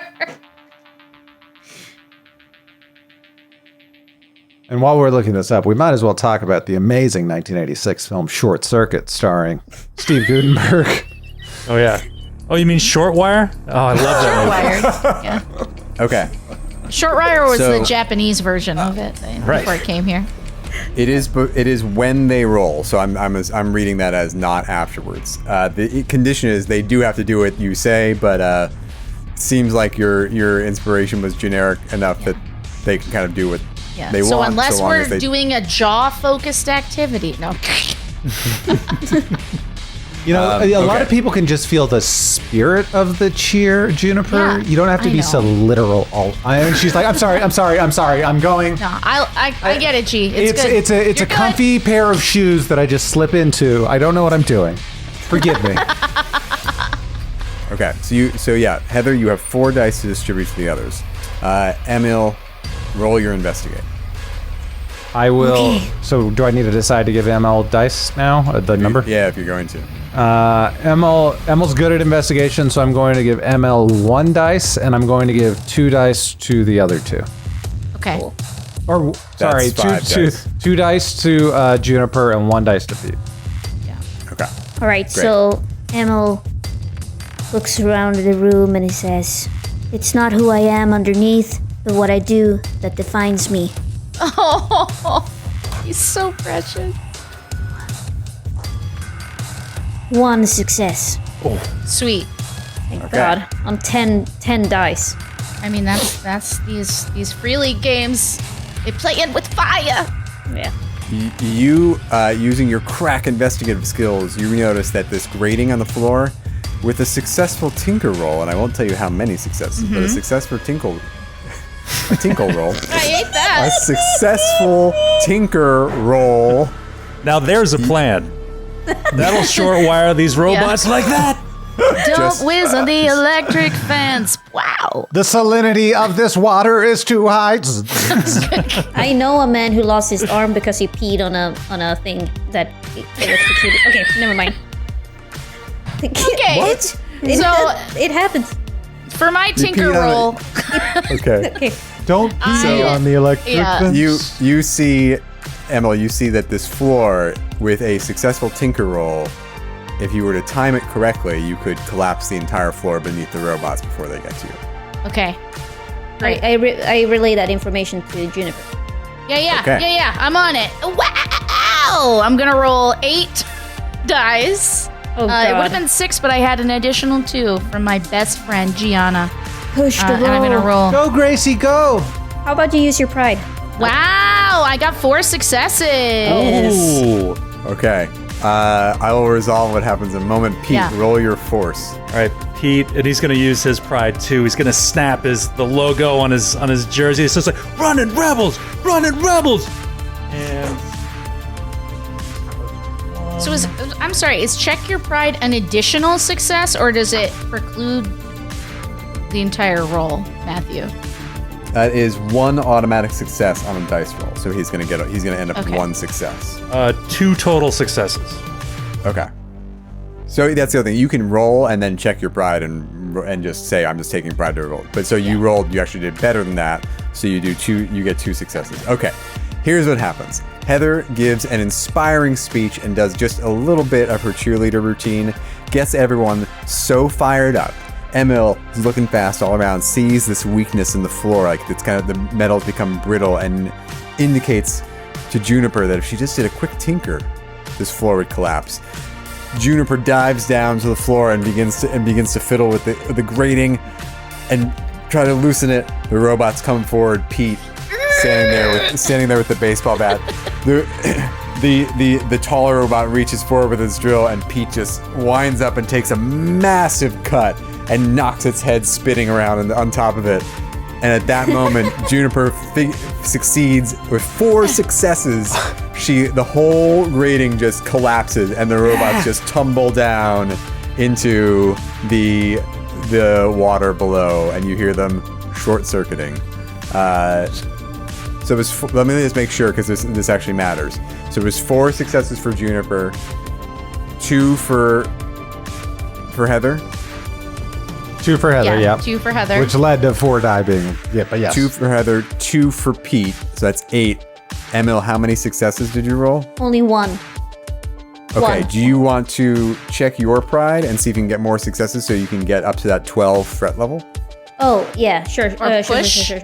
Would it be push? Or push. It would be a push. Yeah, you can take a condition to get Sorry, more. Matthew. I don't mean to correct you. I just want to make sure I understand. I appreciate what's it. happening. Yeah. Okay, I'll push it. Or I can use a luck instead of taking a condition. Yeah, you could. Yeah, I'll do that. You actually can. There's nothing stopping you from doing both either. Okay, I'll go ahead. Investigate 1. That I failed from 10 dice. You got no successes on 10 dice. Nope, but I'll try my luck to roll again then. Can you use luck twice in a roll, or do you have to push? I think you have to push at this point. No, I pushed my first. This was what I just did was a push. Sorry, but I can switch it. So I take a condition. So you took the condition. Yeah.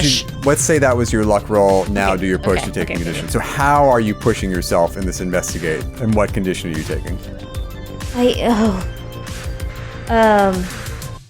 It's on you, Emil. This is your time to shine, and if you don't do this, bad things happen. Very, very, very bad things is gonna happen.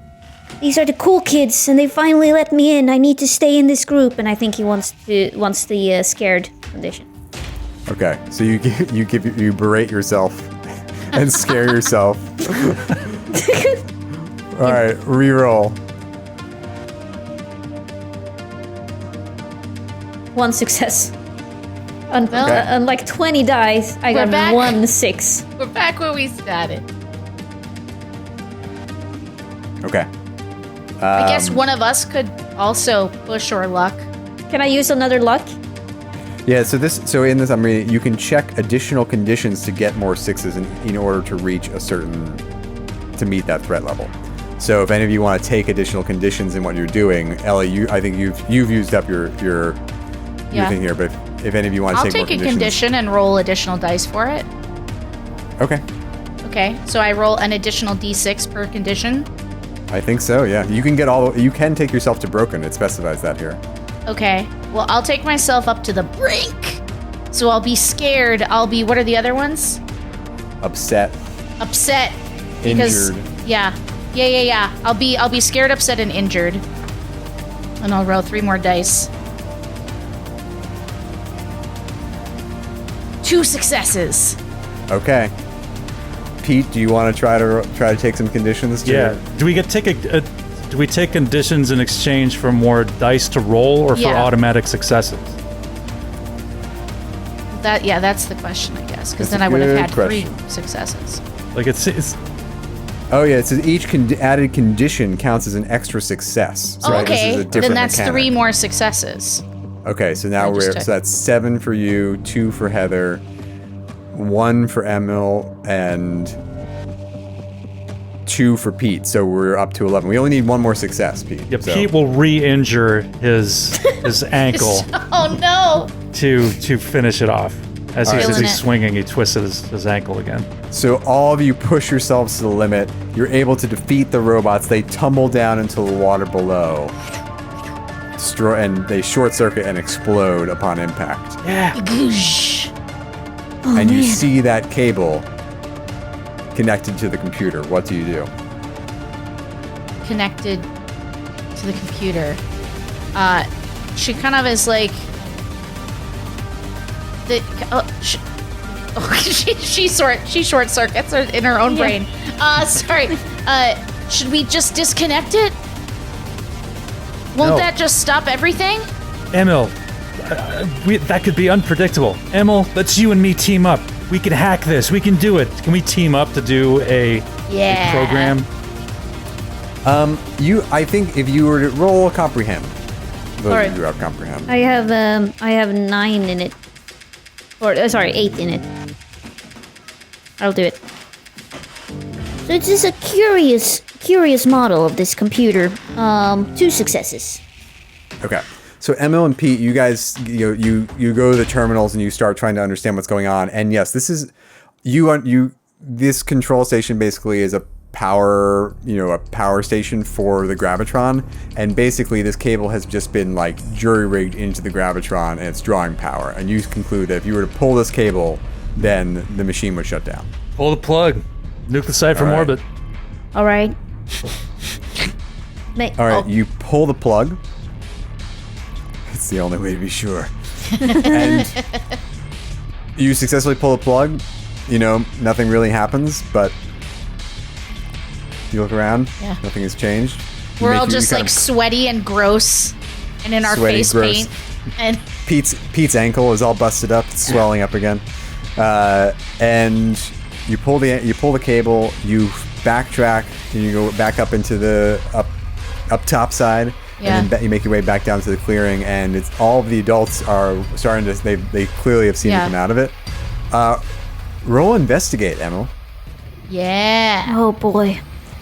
And actually, everybody roll investigate. Oh, okay. I got 3 successes. Now apparently I'm getting a bunch of successes. I got no successes. 1 success. Okay. You notice Emil's dad amongst the adults here, which you knew he was walking that way. Emil, you also notice your babysitter. And Pete, you notice your dad is here.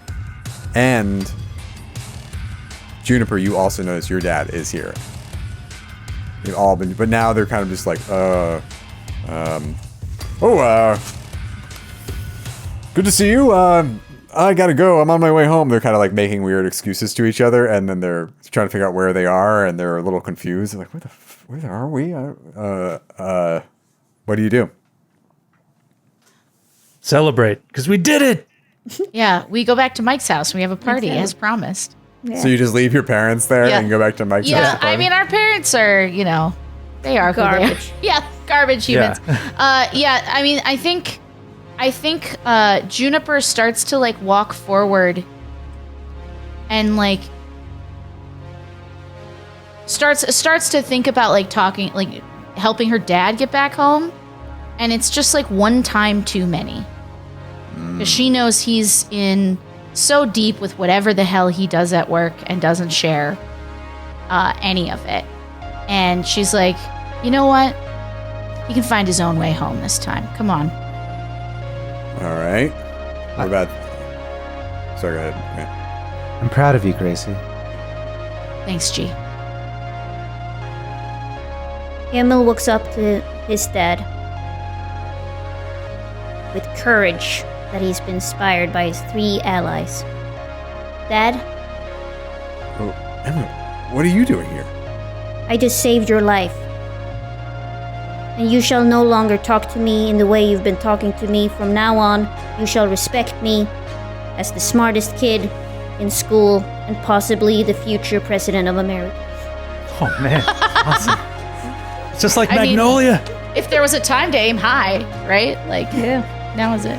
And he looks at the babysitter, or my nanny or tutor.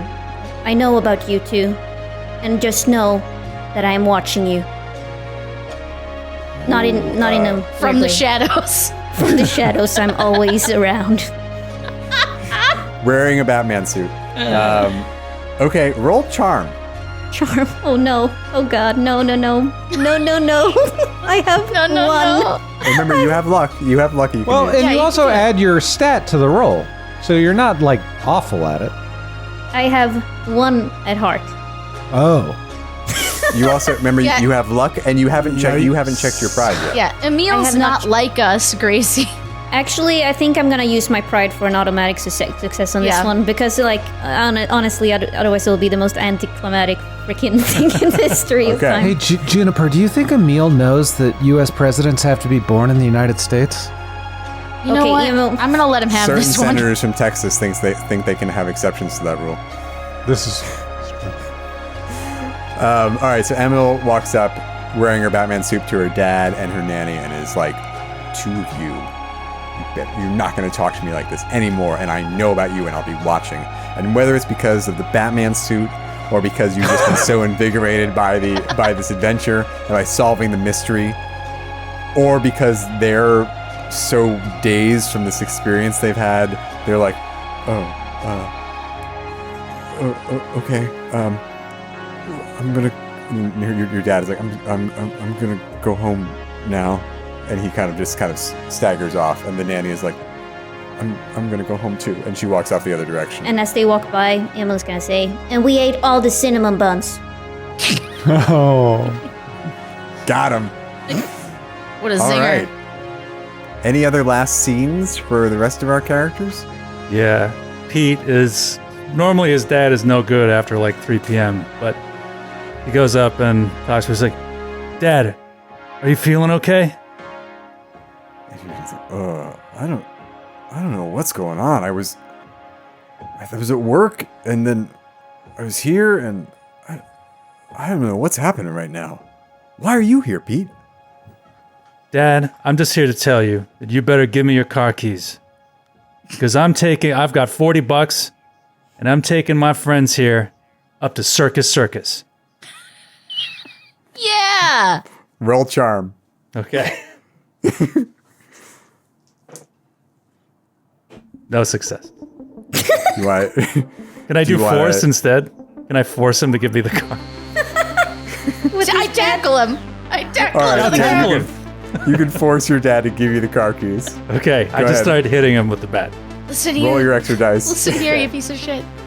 Give me those car keys. 2 successes.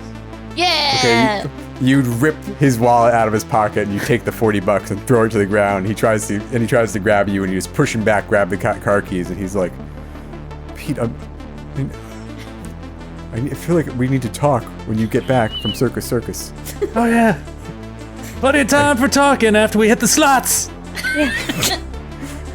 All right, and he kind of stands there, looking kind of childlike as you walk away with the $40 and the car keys. Heather, any last scenes? Is my dad there? Or is he Your out of dad's town? not there. Okay. No, I think Heather resolves to speak to her dad, but if he's not there, she is not going to say anything. I think she's ready to reveal her plan to move away to her dad. Well, you really broke through some barriers with Juniper. Yeah, today. for sure. I think she turns to Juniper and says, you know what, Juniper, that idea about the party later is stupid. Why don't we just go see a movie together? Yeah, I'd like that. She Okay. puts her arm around her. All right, and that brings us to the end of this mystery. Oh yeah. Called Grown Up Attraction. It's it's the autumn mystery in the larger mystery that's included in the core rulebook, 4 seasons of mad science. And I don't want to spoil anything, but I do want to tell you, you guys discovered some things that would become important in the later seasons. Wow. Question, is this set in 1989? 88, but is this for the purposes of a music cue? I wanted to be sure that we could see Batman, but it doesn't come out until 1989. yeah. And we would One more invite year. Emil along as well, and Emil could dress up for it. But it's We could 88. get It's in a line special- now. Yeah, Yeah. there you go. We'd be able to get good seats. Good. All right. Great work, everybody. Such a blast to play with you all. Aw, You this did is so great. well. Thanks Great to all work. of you for watching and bearing with us as we learn this game. If you're enjoying this, or even if you're not, check out next week's New Game Who Dis with Call of Cthulhu. We look forward to seeing you there. Thanks, everybody. Have a good night.